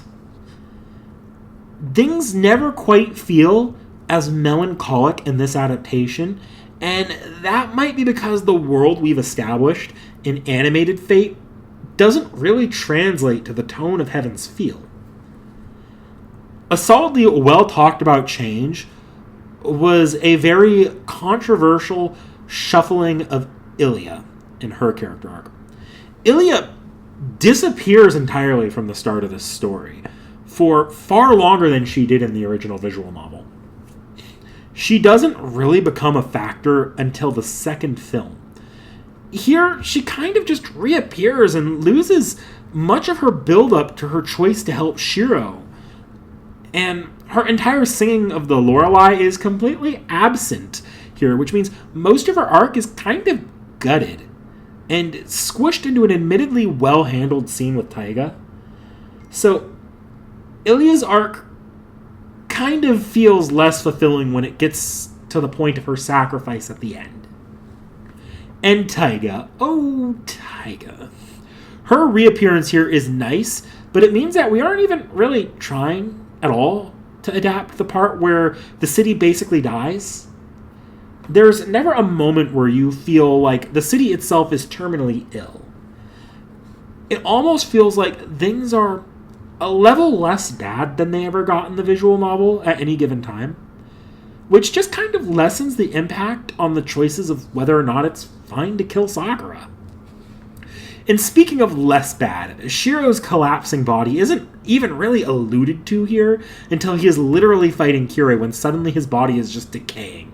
Like, it makes the thematically brilliant fight with Kirei at the end of Heaven's Feel about as tacked on as Gilgamesh's final fight. I know a lot of people have problems with this final fight for its choice of soundtrack not being Light and Darkness as an iconic Fate track, but I genuinely think the problem with the Kirei fight has more to do with the toning down on the darker themes of Heaven's Feel in this adaptation.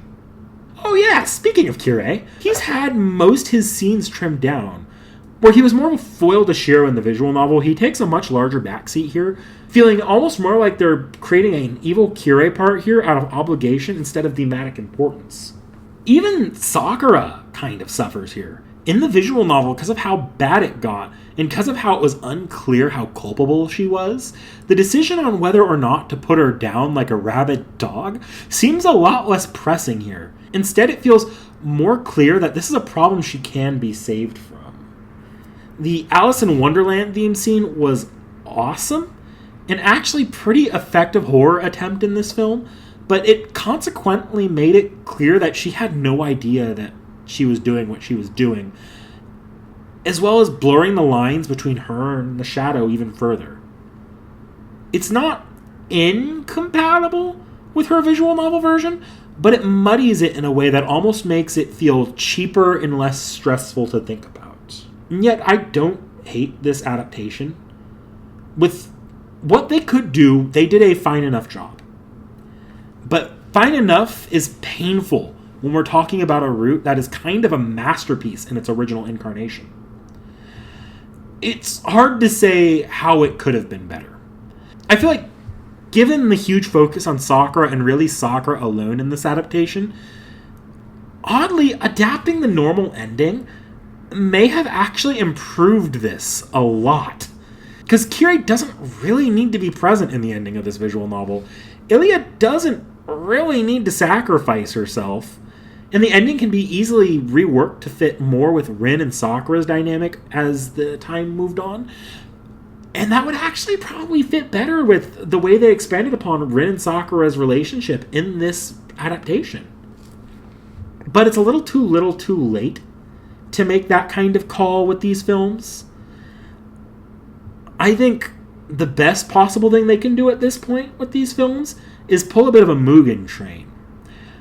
Re-edit the movie for TV broadcast, split it into episodes, and add light amounts of content to it that partially restore character arcs and adds a couple layers maybe missing from the films. Not saying this is realistic, nor that this would fix all of the problems here, but if they did this for a major visual novel milestone anniversary, it would probably help this adaptation feel a little bit less divisive amongst the fan base, I think. Okay, how am I going to put this as politely as possible?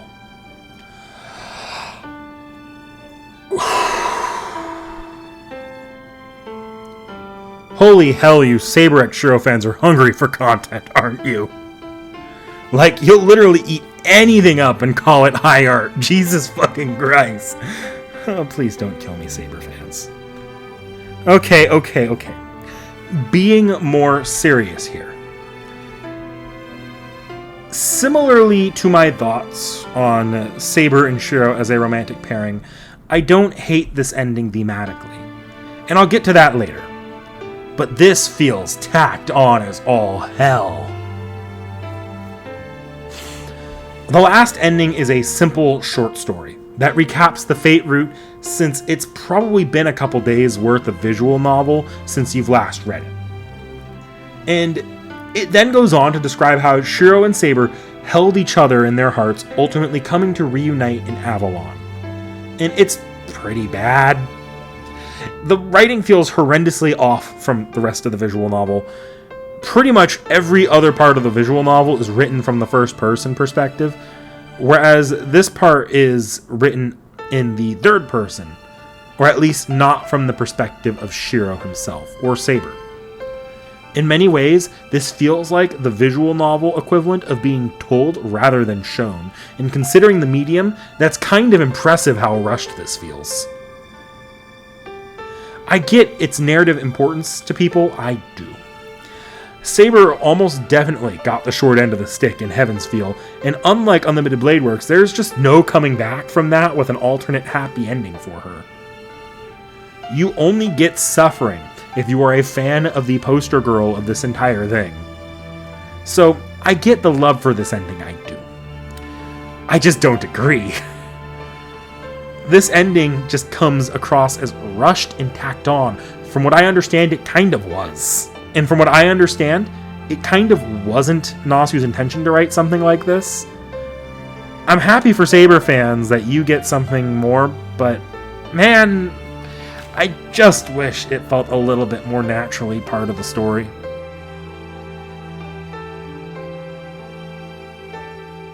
Yep, I'm doing one here. This is really gonna be quick though. Okay, so I mentioned that Shiro rediscovered his dream as being the theme here, and yes, that's the idea. While narratively this is a Fate Shiro, this is a Fate Shiro that has grown up. Like the Heaven's Field theme. The story even calls out that he's not the same person physically or mentally as he was during Fate, which can be seen as youth. But even as you grow up, that childlike view of the world can be salvaged and returned to you as something new. Something not quite pure, but it's not dead like you thought it'd be. King Arthur dies at the end of La Morte d'Arthur, but there's a reason he's known as the once and future king. The ideal will be killed, but when you need it most, if you want it, it will return.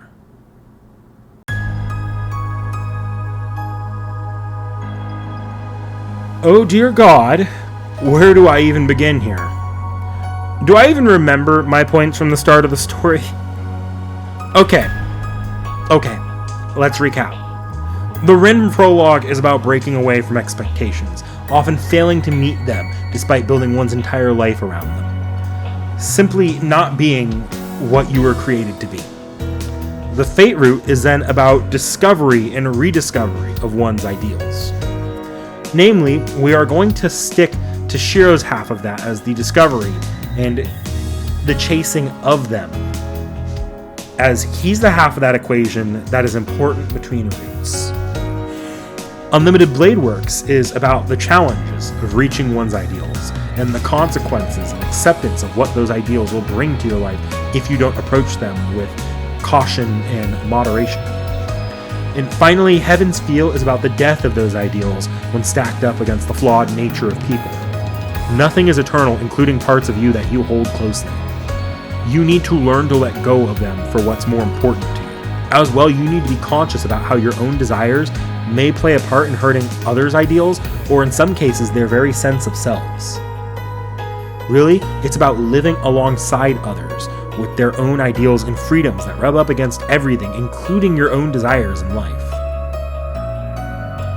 Okay, recap over. So what is Fate Stay Night as a whole about? Is it the interplay of ideals? I definitely said that word a lot because they are important, but no, not really. Ideals are the one consistent thread through this, but I think the story is greater than that. Is it about learning to accept others? Or learning to accept others is an important part of Rin's arc in Unlimited Blade Works, and that leaves behind ideals just a bit. Is it about the consciousness you need for how you can harm others? Rin and Sakura both do some metaphorical and sometimes literal harm to Shiro in their roots. Nope again. Still, it's still Shiro's story at the end of the day, and that's not necessarily a lesson he was forced to learn. So, what does this story all come together to be about? It's simple, actually. Way more simple than I think much of my analysis, especially the Heaven's Feel analysis, has been letting on. It's about growing to recognize your own humanity, flaw as it is. Across all three routes, a different element of this is shown. Shiro in Unlimited Blade Works and Heaven's Feel has a central struggle across both arcs of confronting what his ideals really mean. In Unlimited Blade Works, it's him growing to learn how his ideals may one day strip him of humanity. And in Heaven's Feel, it's the challenge of whether or not it will. Each of these routes represent a different phase in one's life where ideals are challenged. For Unlimited Blade Works, it's learning, and for Heaven's Feel, it's application. Sure, Shiro's arc in Fate moves him to the pursuit of his ideals, and those are subverted later, but Saber serves her own weight as a character beyond just being Shiro's ideal. She's also the Shiro of her own story, rediscovering her ideal through Shiro. This is the last ending before the last ending actually took place. This is showing that even after the trials of life break you down, you will eventually need to rediscover what motivates you. And of course, in Last Ending, Shiro now gets to have the Saber role of needing to rediscover his own ideals. The core of who he is after in-universe, he's grown up, something that we get to see metaphorically play out through his challenges in each of the routes.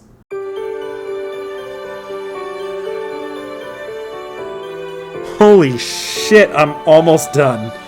Fate Stay Night is a masterpiece in its own right. I think what it says can be profound and relatable to many people regardless of where they're at in their lives. Thematically, I have almost no complaints about this work. But writing-wise, it can feel sloppy from time to time, often being repetitive and unfocused. If everything was as high a quality in execution as Heaven's Feel had been, I'd hands down call this the best visual novel of all time. But I'm not gonna lie and say all the routes were equal, because they really weren't.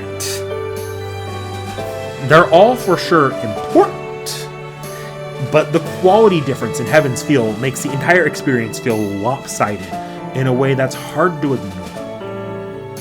Now here's the most important question. Is this the definitive starting point to Fate? No shit! Honestly, while I don't think the anime adaptations are bad, I do certainly think if you have the tolerance to read visual novels, you should read this above anything else. The experience is probably far more pleasant to read through if you aren't spoiled to shit and haven't experienced this story. But is it the be-all, end-all, best thing this franchise has ever produced? As a whole, no. I don't think it is. Genuinely, I think as a complete product, CCC and maybe even Samurai Remnant might just average out better than Fate Stay Night does. But that doesn't mean much, does it? The visual novel is at the end of the day a fantastic work. I'm not going to pretend like the first 2 routes being just average detracts from the well-handled themes enough for me to suddenly become a hater of this thing. If for some reason you are a Fate fan and haven't read it yet, how did you watch this entire video, for one? But for two, get on it. Like, now. And that's a wrap. Yeah, Knick-Knack, you really outdid yourself this time. Took you a full year to fully read the visual novel and actually finish the script, but it's done now. And then it took another half year to get the video actually released. Good going. And I'll say, issues aside, I am happy that I read this visual novel. It has always felt like the final boss of being a Fate fan for me, when it probably should have been my tutorial. Thanks for the accessible localization type, Moon. Would have liked it a decade ago, but better late than never. So what's next? Well, ignore the dumpster fire that is currently my pending projects on the extra marathon, because I have no idea how I'm approaching the remainder of those yet. It seems fitting for me to go right into Holotoroxia, which was released shortly following the 10th anniversary of FGO. I might as well get the official localizations all wrapped up here. Maybe this time I'll finish it before the next work is brought over. No promises, though. I've heard nothing but great things about Holotoroxia, so I'm hoping y'all look forward to it. And no, I'm not reviewing the funny naked bits from the original releases ever again. Sorry, Gooners. Now, I'm sure I'll get around to it very quickly. I mean, I past Knick-Knack should have been reading that right after he finished up Fate Stay Night. It should be out much quicker than the Fate Stay Night review took, right? Right? The fuck are you doing, past Knick-Knack? And no, I'm not reviewing the funny naked bits from the original releases ever again. Sorry, Gooners.